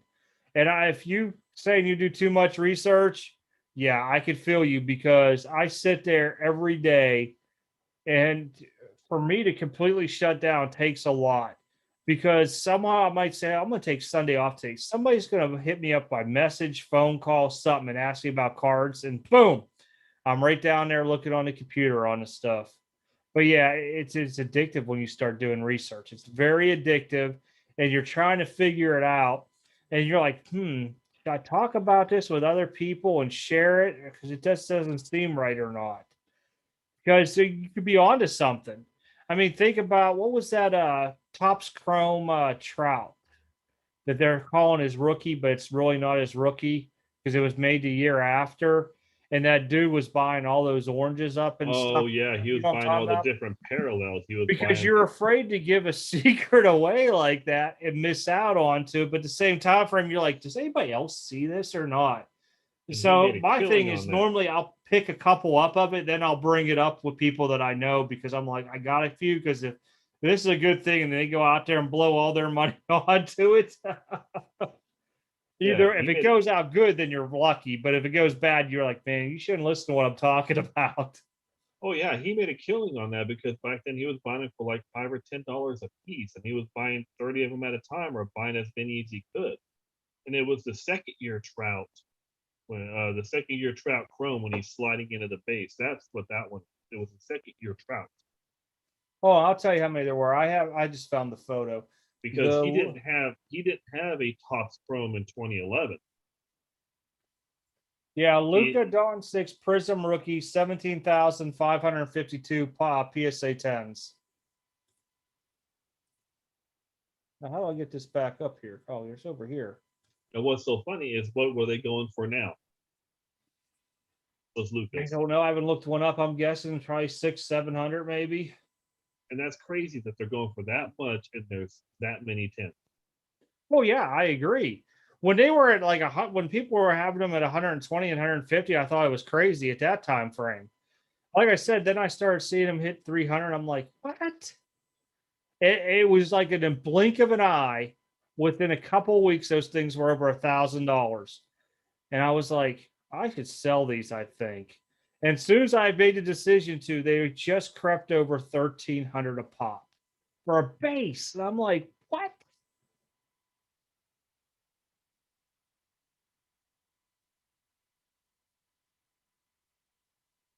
That's the card market these days. Everything is a gamble.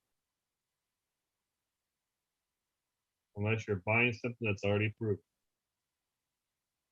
I just don't get how a Luka Prism PSA 10 with 17,000 pins is still $500 or $600. I don't get it.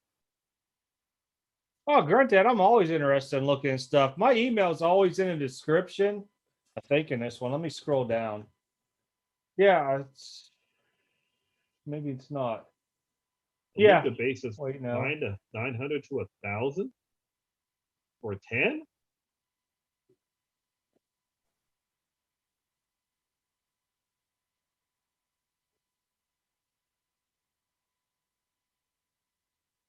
Oh, maybe it's not in there. Yeah, you can always email me stuff. It's easy. I'll put it in the chat.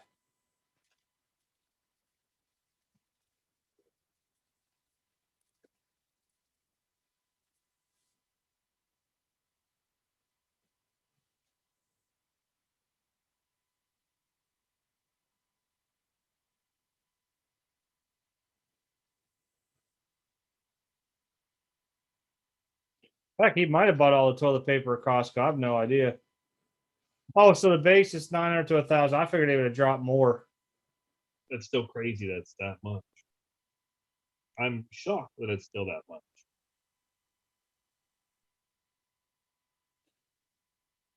Bob's big boy, I'm going to tell you what. I already know what you're talking about because that was something I thought about when they had the rumor out there. Select was going to retail because courtside, you were lucky, I think, to get one a box in hobby.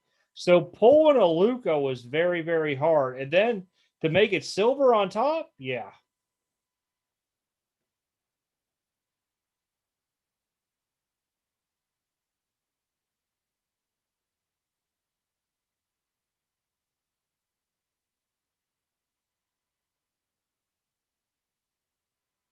Oh gosh, that's going to be stuck in my head.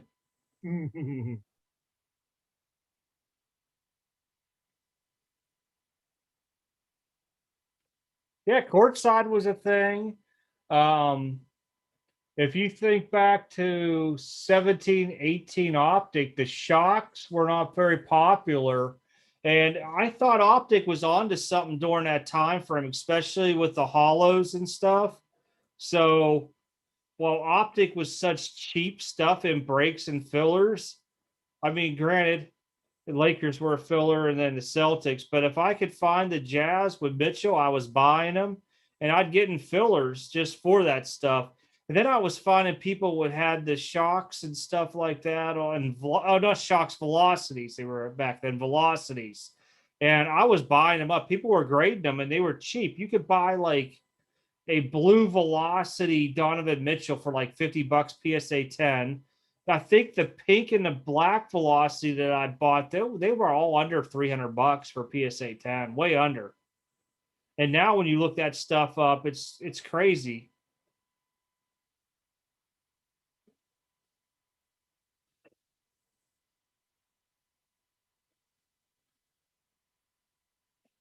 Yeah, I figured they were short print.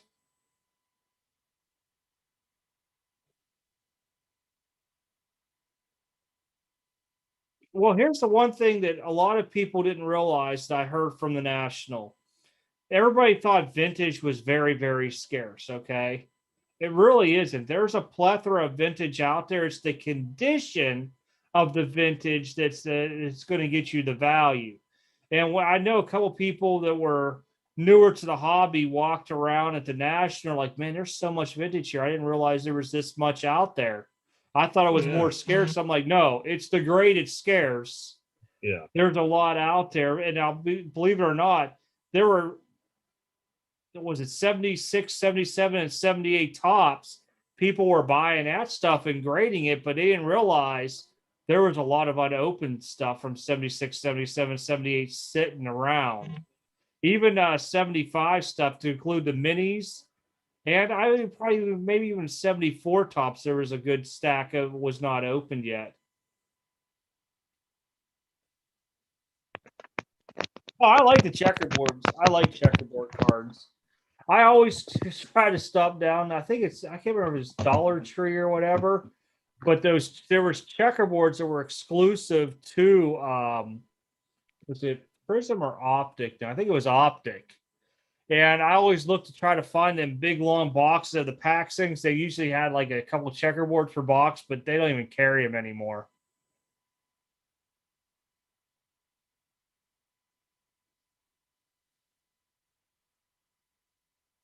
In my opinion, on that Luca Prism, I think it'll eventually drop in price.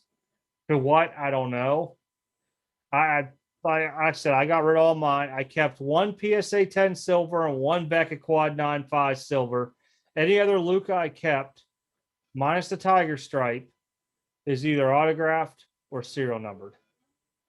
And I did get rid of a chunk of some of the autograph stuff that I had because I couldn't believe like what was the Revolution auto was selling for what it was. What was the other one? It was like it wasn't hoops, it was certified was selling for its price. There was another crazy one out there too that was a low end product, and I was like, "You gotta be kidding me! They're getting thousands and thousands for us." I'm like, gone.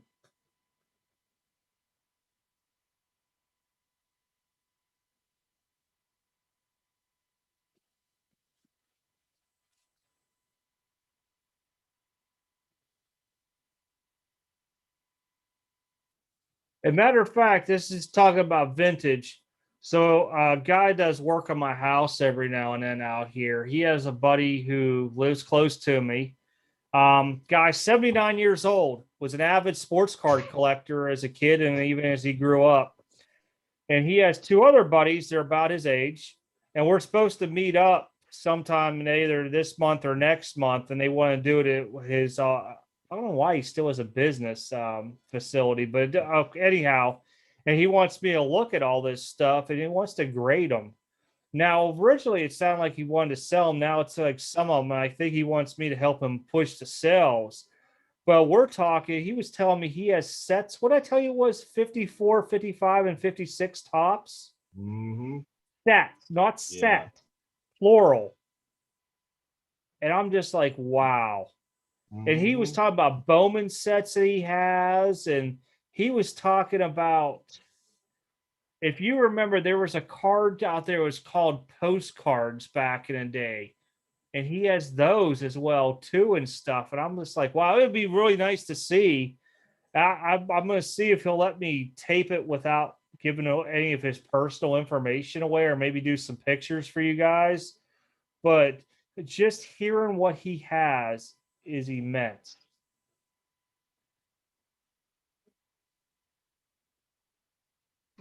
Yeah, the yellows were in baseball and something else, but there was a checkerboard. It was that they did. It was out there too. Yeah, too bad he didn't have any Jordan rookies.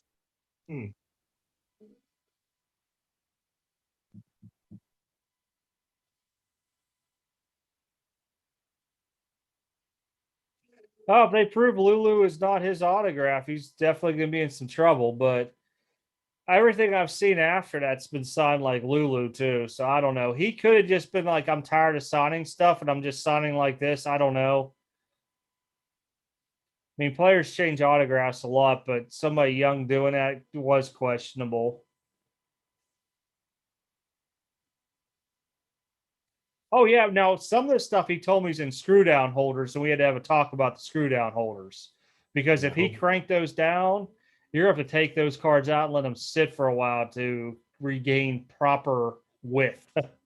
Yeah, hopefully they flatten them out. Yeah, because he told me he was talking about Hank Aaron rookies and stuff to me, and I was like, oh my gosh. No, he's not going to use the Dream Crusher on those. No, I don't need to use a Dream Crusher onto him because the guy's just going to grade them and sell them, I think, or collect them. I don't know what he's doing. I know he wants them graded. And so I'm going to have to build him a PSA account and do everything for him. And that way everything's charged to him. I'm just going to basically be putting them in some cases for him and sending them off and doing the paperwork, helping him out. Now, if he wants to throw a 54, 55, or 56 set at me, hey, I'm just kidding. TJ, about using HGA or SGC. I think it all depends on the card. It all depends on what card you want to set HGA or SGC. If you get an HGA's, the lethal lottery, if you're able to get in. I think SGC for modern cards, if you get a brand new product, it's an easy flip onto it. And then also, if you have a well-centered card, but it has, say, some blemishes on surface, you can get in there. You definitely get a 10. I can tell you that. Definitely get a 10 on it. It all depends. I mean, can you hear the dog, Joey? No. Okay, no, she's back on her blanket and she's out cold.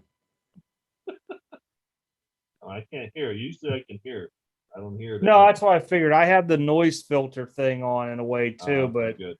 I didn't know because I was like, I might have to wake her up because that is loud. It was bugging me. She stopped and looked up at me now, but she'll be right back into it.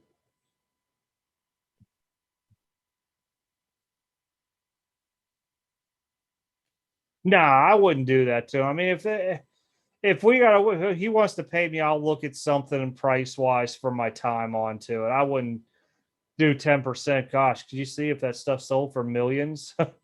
Oh, 10%? Oh. Yeah, huh? I no longer work, and I don't think I need to change my name to Nolan.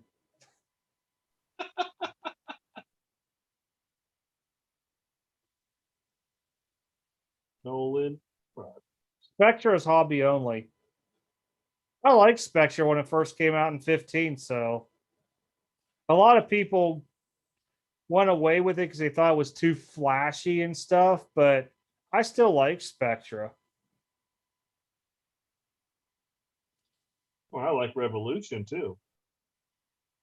I like Revolution, and that's only a hobby. That's not a retail. Yeah, that's all straight hobby Revolution. Yeah, I like Revolution. I'll tell you what. So, speaking of Revolution, the first year they came out with Chinese Revolution, right? Because they had the Chinese refractor, whatever we want to call it in there. So autos were not guaranteed at all. Like and the other ones that were like 4 per inner box case. But the autos, if you pulled one, were jersey numbered. I pulled the DeAndre 8 out of 8. I was so trying buying that stuff because it was so cheap. It was like under $200 a case. And I was just buying it, trying to hit one of them stinking Luca autos, and I couldn't do it. Yeah. No, like I said, some hobby stuff I do like in baseball, I like Sterling. A lot of baseball I like is hobby only, so baseball does it right. No, and that's the thing, Rage. If he had some big stuff that grades well, we'll be taking a drive somewhere, me and him, because yeah, he's gonna have to end up consigned. Now I'm talking about like your base cards or common cards, semi-stars or low grade stuff. I could help him move those, but when we're starting to talk about cards 5,000 plus, no. I probably could still move those, but when you're starting to talk, say he has an error and it grades out a 5 or a 6 rookie, that's got to go to consignment. Yeah, I agree, Rage. I love Revolution, and with it being hobby only, for some reason, still doesn't get the love like it should. I think it should get more love than stuff that you can get retail. That's what I don't get. A lot of this retail stuff gets more love than the hobby only stuff, which is kind of weird, I can go down and get a box of Prism basketball, but it's going to be more than Revolution. It makes no sense to me. And Revolution's a nice product. I love the card design. They're nice. I was always a fan of it. It was a cheap product and an easy break, and it was fun to do. I mean, I remember breaking it and pulling Kobe autos out of it. Yeah, I bought 2 boxes of it, and I was happy with it.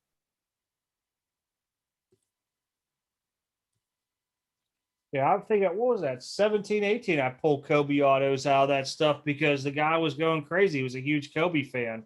If he still owned them after his death and the big bump, my goodness, because you see what those things are worth. Because those were numbered out of Revolution to Kobe autos. I think they were out of 49, if I recall right. I have. Oh, you know what? Kobe No, auto. because they were like they were numbered due to the parallels. Because one was out of 49, one was like out of 25. I pulled. I have one Kobe auto. It's a Spectra art relic at a 99, rated a 9 on the card, 10 on the auto. I bought that literally 3 or 4 months before his passing. I didn't have a Kobe auto. I am not a fan of Project 2020 or Project 70 cards. At first, I thought it was a cool concept. And if I'd have bought the Ichiro when I did and those things were selling for what they were, I'd have been bank. But it's just getting out of hand with that stuff. I think that they're trying to flood it with all these different products and stuff out there, and you don't know what's going to do well. So you're going to put money into it. And, I'd probably say maybe slim chance that the product takes off, and you might have to wait 20, 30 years before somebody hypes it up. I bought 3 Project 2020. No, 2 of them. I bought the Ricky Henderson because I collect Rickies. And I bought the Trout, the Ben Baller one. And then this year I did buy a Project 70. I did buy the Acuna, which because I just like the design of the card. I think I only paid $40, 40 or 50. I just bought it because I like the design. But See, I I'm bought not. the Nolan Ryans out of it for collecting. I bought some Yeah, Jeters and stuff like that. And mostly my idea behind it was that I was using them at the time frame. A lot of the stuff that I was buying for giveaways and stuff, freebies for stuff. But then I started seeing the prices dwindle from, you paying like $15 or $20, whatever they were, and people could even sell them for $10. I'm like, well, there went my whole thing of, something small for a giveaway, unless somebody collects them. no, Troy, it's not a rookie. It's a Spectre. It's a Spectre out of 99. Those Spectra locked in, I think that's what it was called. Just a relic auto Kobe, but it's numbered at a 99. It's not a. I wish I had a Kobe rookie auto.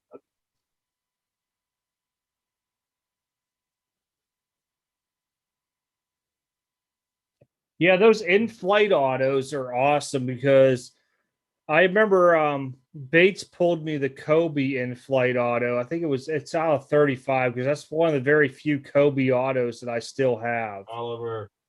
And I had it graded by Beckett time frame. Luckily, Quad 95 did, but I do like the in-flights. I like the sneakers from Noor. Um, I kind of like the Spotlight signatures too, in a way, but not the Noor ones. The ones that the Panini one did.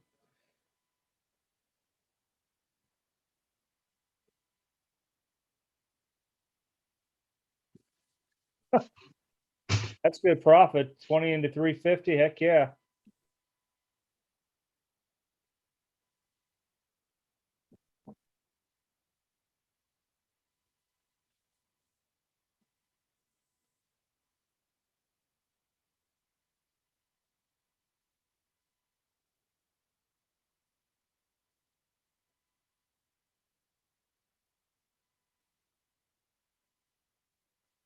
Yeah, just one of the few Kobe's that I have. I think I got two or no, three.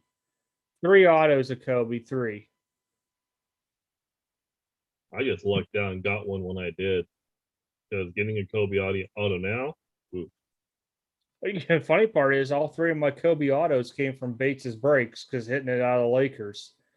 And it was just one of those things that back then, because the breaks were so cheap, you grade it and you threw it in a box, and that's where it went to. And I'm trying to remember. I have a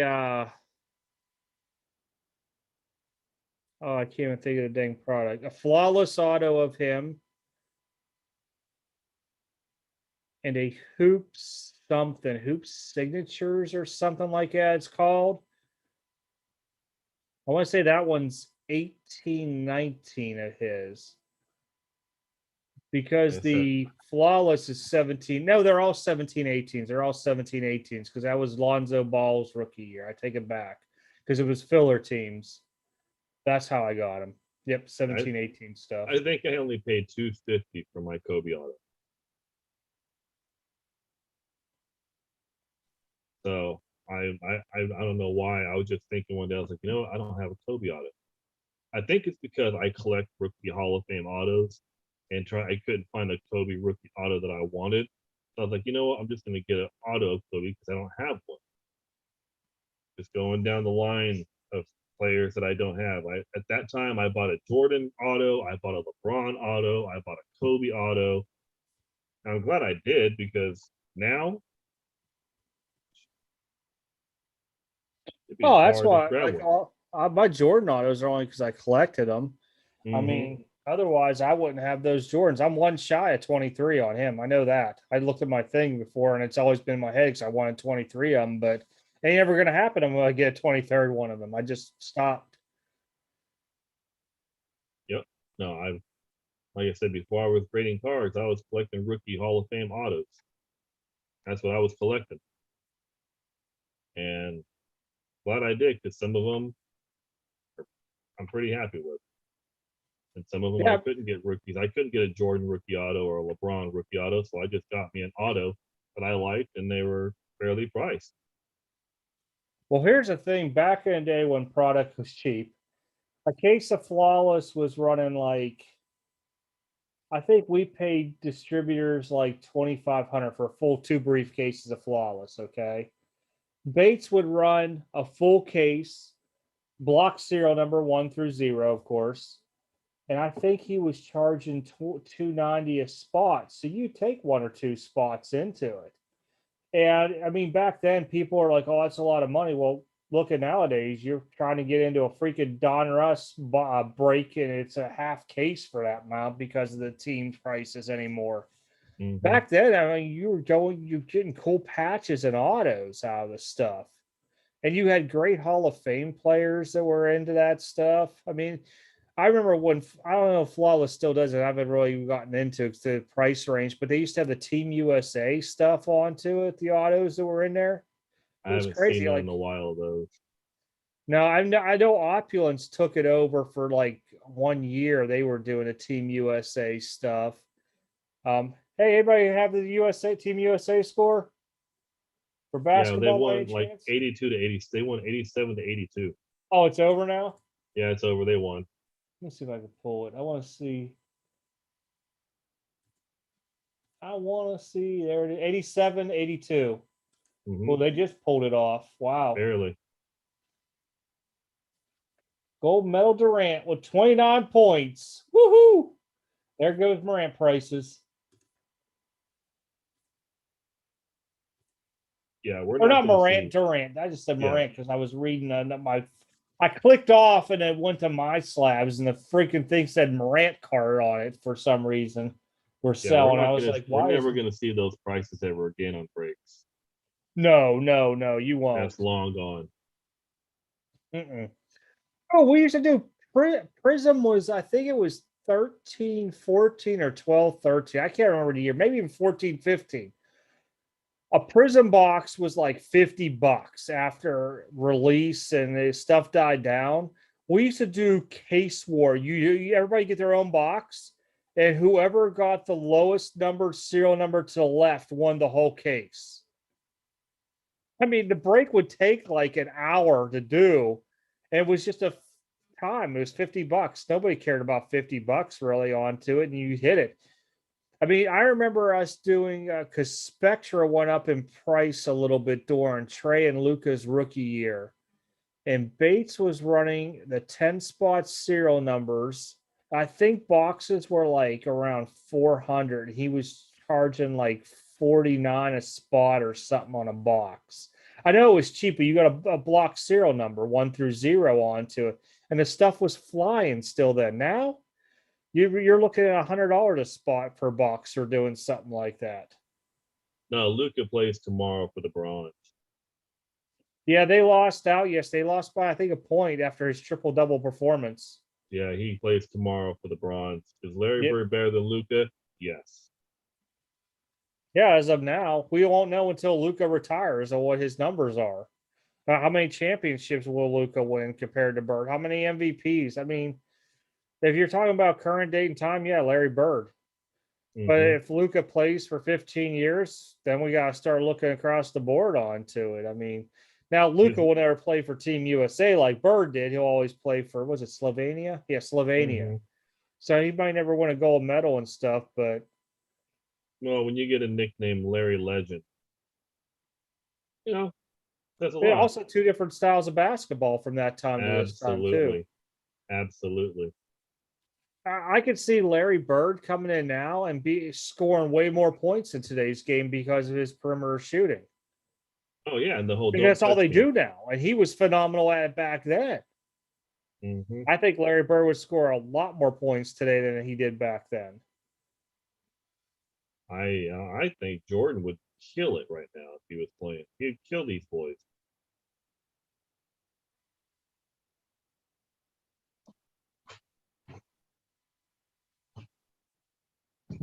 Sorry, I'm a big Jordan fan when it comes to little Jordan LeBron take. Sorry. Ain't changing my mind. Didn't know this. Not all the breakers are scammers. There's a lot of good guys that have been doing it for years that take hits because of what goes on with the breaking community. There's guys that go quick with breaks. There's guys that are slow. I've gone now with the guys that break very slowly because they handle the cards more gently when they're top loading them. Okay. But there's a lot of people that I would, well, let me take it back. Back in the day, there were a lot of people I trusted with breaks and the condition of cards. Nowadays, I look at pricing and a lot of other different things because breaks are not cheap and products not cheap. But if I'm going to have to spend $100 on a random serial number in a filler team, I'm going to take somebody that takes their time with the stuff, and it's not going to jam them into a sleeve, hitting a corner and dinging it up and putting it into a top loader. So.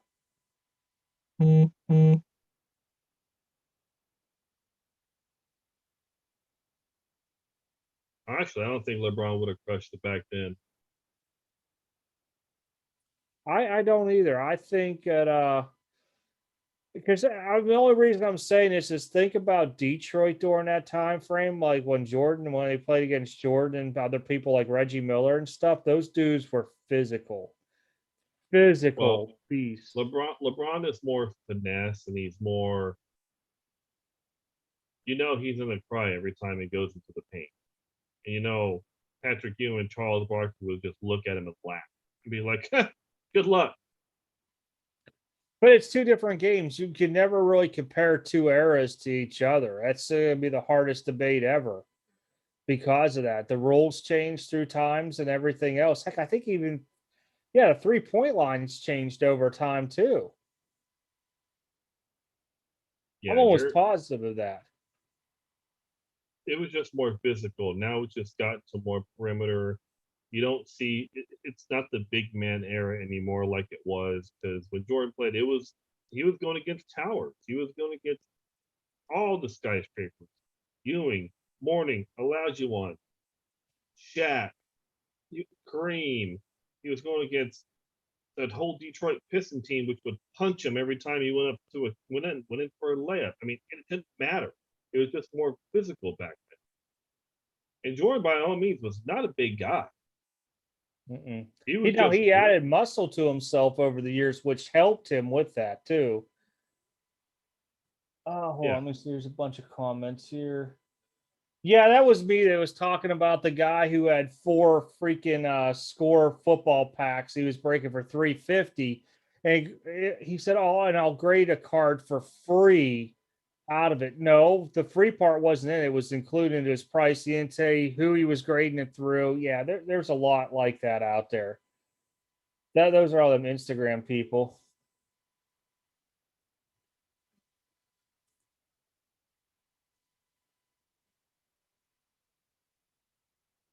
Yeah, I mean, offhand, different people would play different during each era.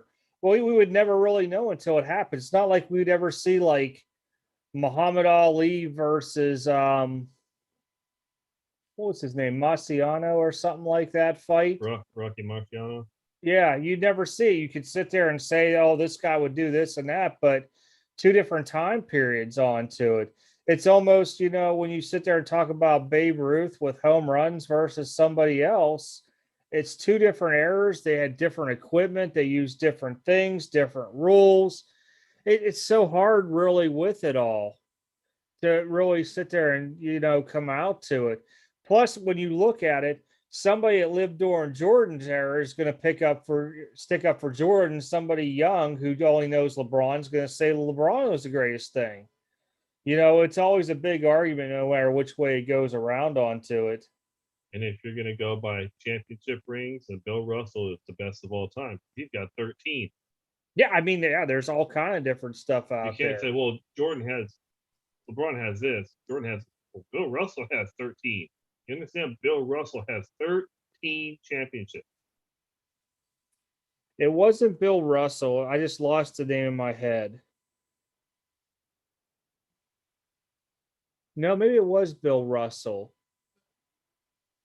There was an NBA player, and I can't think of who it was now, who was dominant in all aspects of the game, okay? And one year, he was just like, I'm going to set the assist record this year. And he went out and did it. It was an older time player from like the 70s, maybe to the early 80s. I can't think of the name offhand. But, it's just the style, the era, the rules, everything else comes into play when you look at that stuff. Because for me and you, Jordan playing seems just like yesterday to probably me or you. To somebody who didn't live during a Jordan era, that's like us thinking about when Wilt Chamberlain played or Bill Russell or stuff like that, Or we never really got to see it. Yeah, or Kareem or Dr. J. I mean, yeah.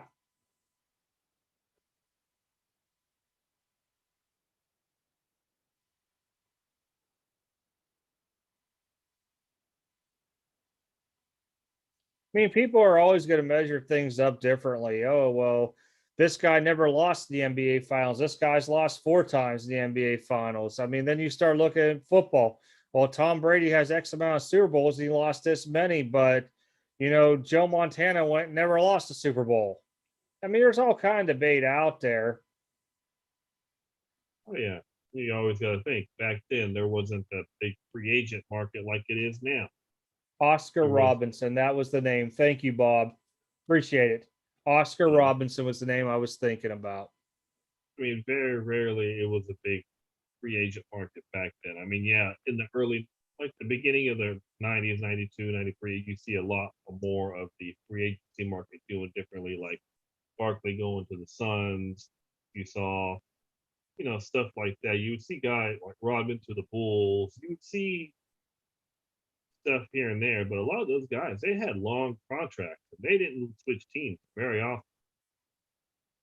or they didn't get traded very often. No, that's the thing is you always stuck with your team for so long. You really didn't see star players move until late 90s. And if somebody did move, it was like, oh my gosh, why did they get rid of him? Yeah, or why did he leave this team? What's wrong with that organization? Yeah, just like when Shaq, oh my God, he left the Magic to go to the Lakers. Everyone was completely crazy about that. Well, then he went to the Heat and then to the Suns and somebody else in there too. Celtics. The Rockets for like 3 games. No, he went to the Celtics.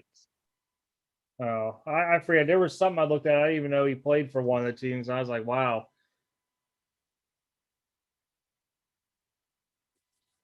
Yeah, you didn't really see a lot of star players moving around back in the day. They stuck with their team through good, bad, whatever it was. Yeah, you had to draft and you had to build around what players you drafted back then. Not like now you can pick up whatever. Look at the Lakers this year in free agency. We're going to talk about that. Look what the Lakers did. They can either be in for the playoffs for a long time, or they could be hitting the early bird specials because they're an old team. It's a very old team. Do I like what the Lakers did? No. No. They got names. They okay, you got Dwight Howard. Okay. You got Carmelo. Okay. You got guys that are older, yeah, they're proven, but they're on the end of their career. They're not at the peak of their career or in the middle of their career. They're at the end. I just don't see. I don't like what the Lakers did at all. Well, I know we talked about this before. There was a year Jordan came back and they thought he blew his knee out, right? It was too early in the season. Luckily, it wasn't anything bad. And somebody started running these analytics onto it that their team would have been at this percentage. They would have been like seventh or eighth picking, and they would have picked Kobe Bryant. Could you imagine if that would have went on? Jordan would have tore his knee out, been out all season because of all that. And next thing you know, they drafted Kobe Bryant on a team. I would really be hesitant. I mean, I know there was a lot of issues with the Bulls with the management, and everybody wanted to play for Phil Jackson. He leaves, everybody leaves type deal. But I'm just wondering if Kobe would have played with him, what would have been the big difference? What would have changed? Because that would have been shocking. Because you're talking about an 18-year-old kid who came out, and for probably the first year or two, I don't think he was like highlight reeling it that much. I mean, in the beginning, because they're like, "Oh, look, Kobe just did this and that." But to where he really became like a true household name in a way, with some kind of like numbers that backed up the hype type deal. But I would have been something to really see offhand. I mean, wow. I mean, there was all kind of stuff that was out there onto that for, I think somebody did that, was it about 8, 9 years ago about it because of the knee thing where he went down and they protected it, projected that the Bulls would have been like sixth or seventh, eighth lowest team, and where they would have been projected the way the draft went, they would have selected Kobe Bryant. I mean, look, Charlotte picked him up, and then they trade him for Vlade Divac. Jerry West was a smart man for doing that.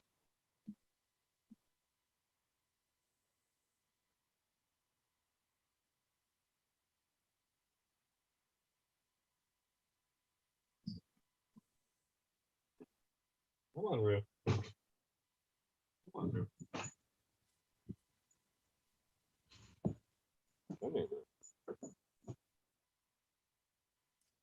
Yeah, I think Phil Jackson has something to do with that a little bit too. Well, you got to remember when Phil Jackson went to Chicago, went to the Lakers. There was a time frame that he asked Michael Jordan to come by and look and talk with Kobe Bryant. And I know there was supposedly a one-on-one game or something like that happened. But that the relationship Phil Jackson had with his players was unmatched by any other coach ever. I can't see anybody ever being Phil Jackson the way he was and the respect that he got even after switching teams around. Just crazy thoughts onto that.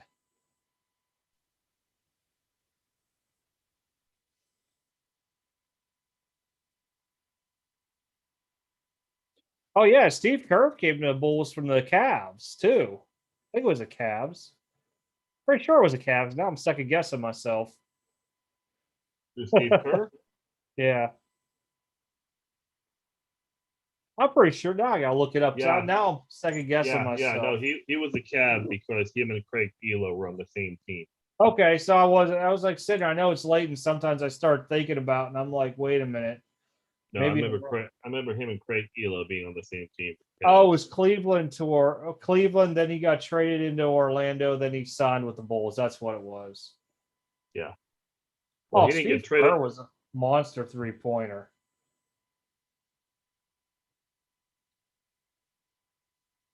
Because they picked him up. Yeah, because Steve Kerr came to the Bulls for their second three-peat. He wasn't part of the first one because after Jordan left, 94, he came don't get me started, Theodore, on Sean Kemp. I had the whole discussion based on why he's not in the Hall of Fame and he should.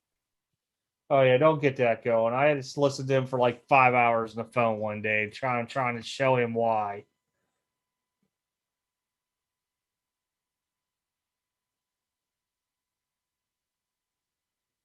But what I also think helped Kobe was Shaq. that took a lot of focus off of Kobe. Let Kobe let Kobe shine and do what he had to do.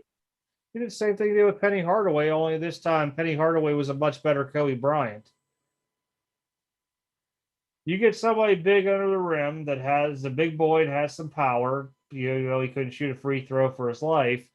It draws some attention off. That was the idea.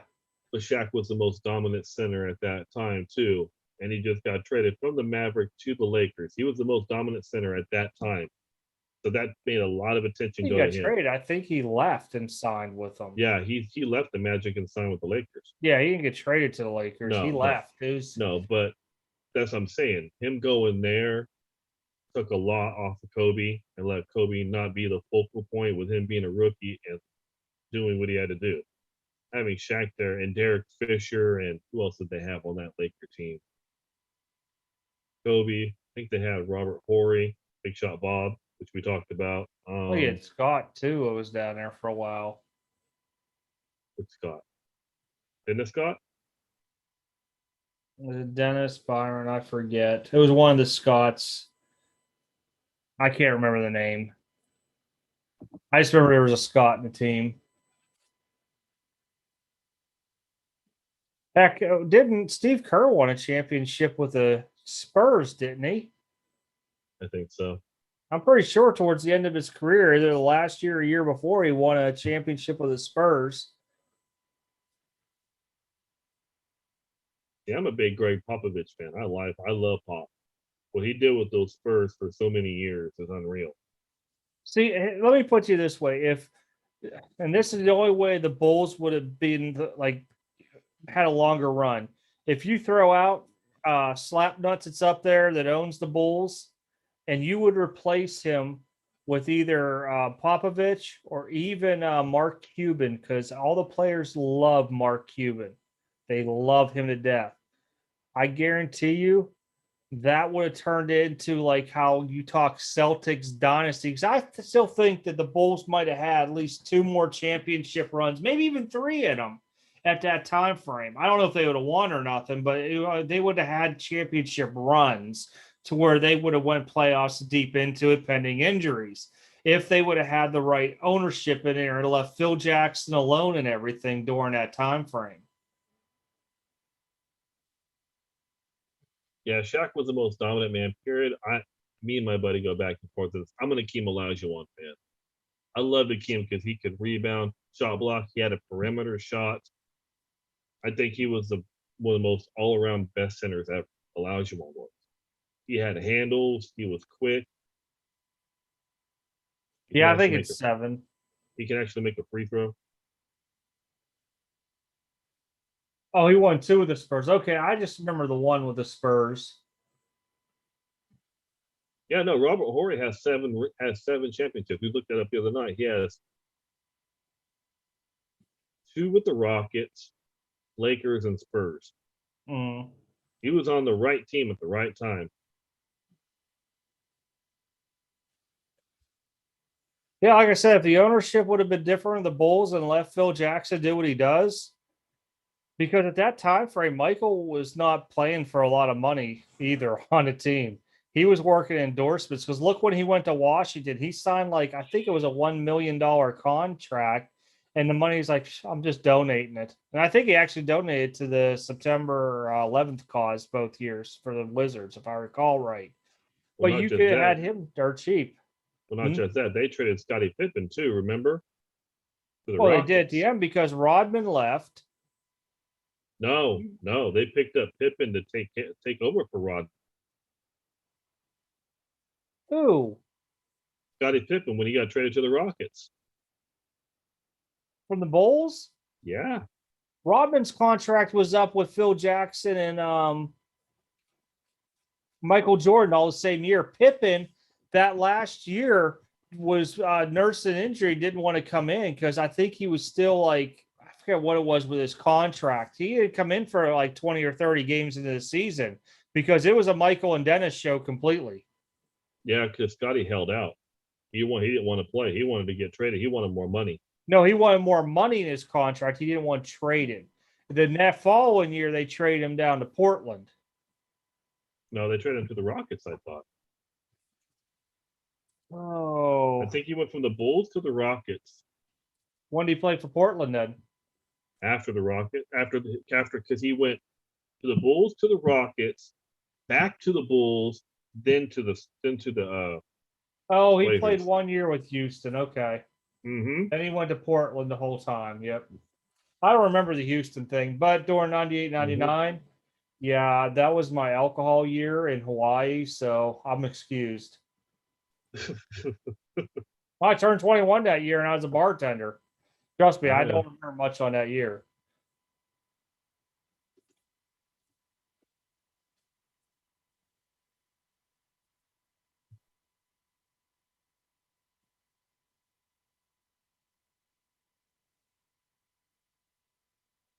Oh, white chocolate. Jason Williams doesn't get enough love. Love watching white chocolate play.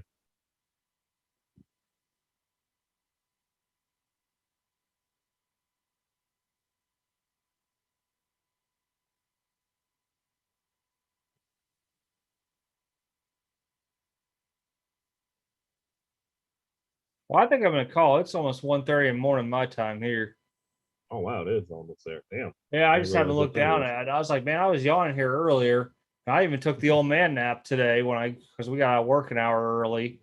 And I was like, man, it's already 1:30 here.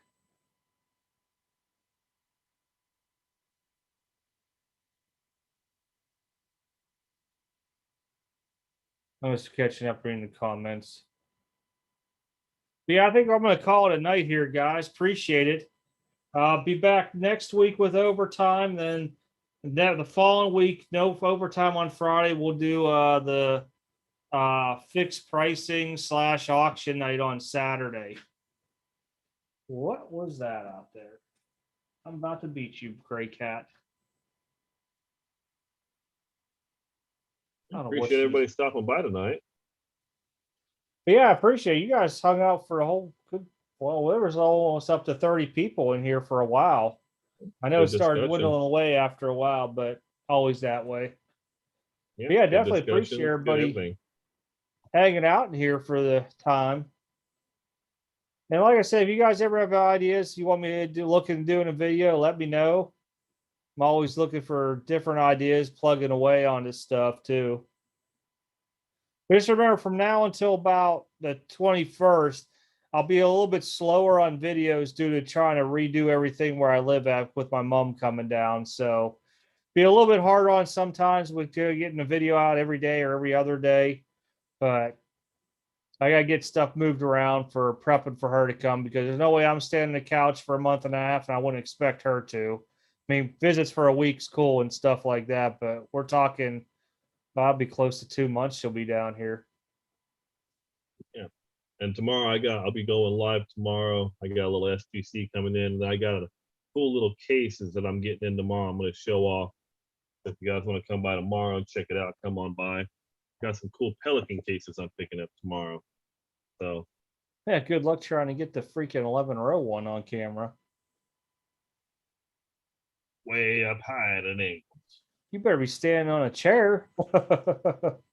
Hey, I'll do what I have to, man. It's a nice case. I'm gonna get it tomorrow, and then when I get back, I'll Actually, make you a probably video of just it. take the picture and show it on your phone of what it looks like when you do it. Yeah. So that way you don't have to try to put it up on something, worrying about knocking stuff down, falling out of a chair at your old age. You know how it goes. Old age, I'm younger than you, Grandpa. It don't matter. You're still old. I got it. You got more gray hair than me. I have it in my beard, but you got it on your head. That's fine. That's fine. I got a wife and kids, so I have a reason. Man, I got 2 ex-wives, a baby's mama, and a kid. I don't want to hear about gray hair. Yeah, That's what I tell yeah. everybody. But all right, guys, thanks for stopping by tonight. Appreciate it. Good talking with everybody. Good chats tonight. Thank you. All right, everybody. Thank you again. We'll see you all live next Friday. Stay safe out there over the weekend as always. And we'll catch you all next live stream. He'll be live sometime tomorrow. So check it out. You guys get to see the Pelican monster freaking 11-row case and a smaller one. It's actually made by a subscriber of the channel we didn't know actually did these. So you guys get to see a little sneak preview of the stuff of that. But other than that, you guys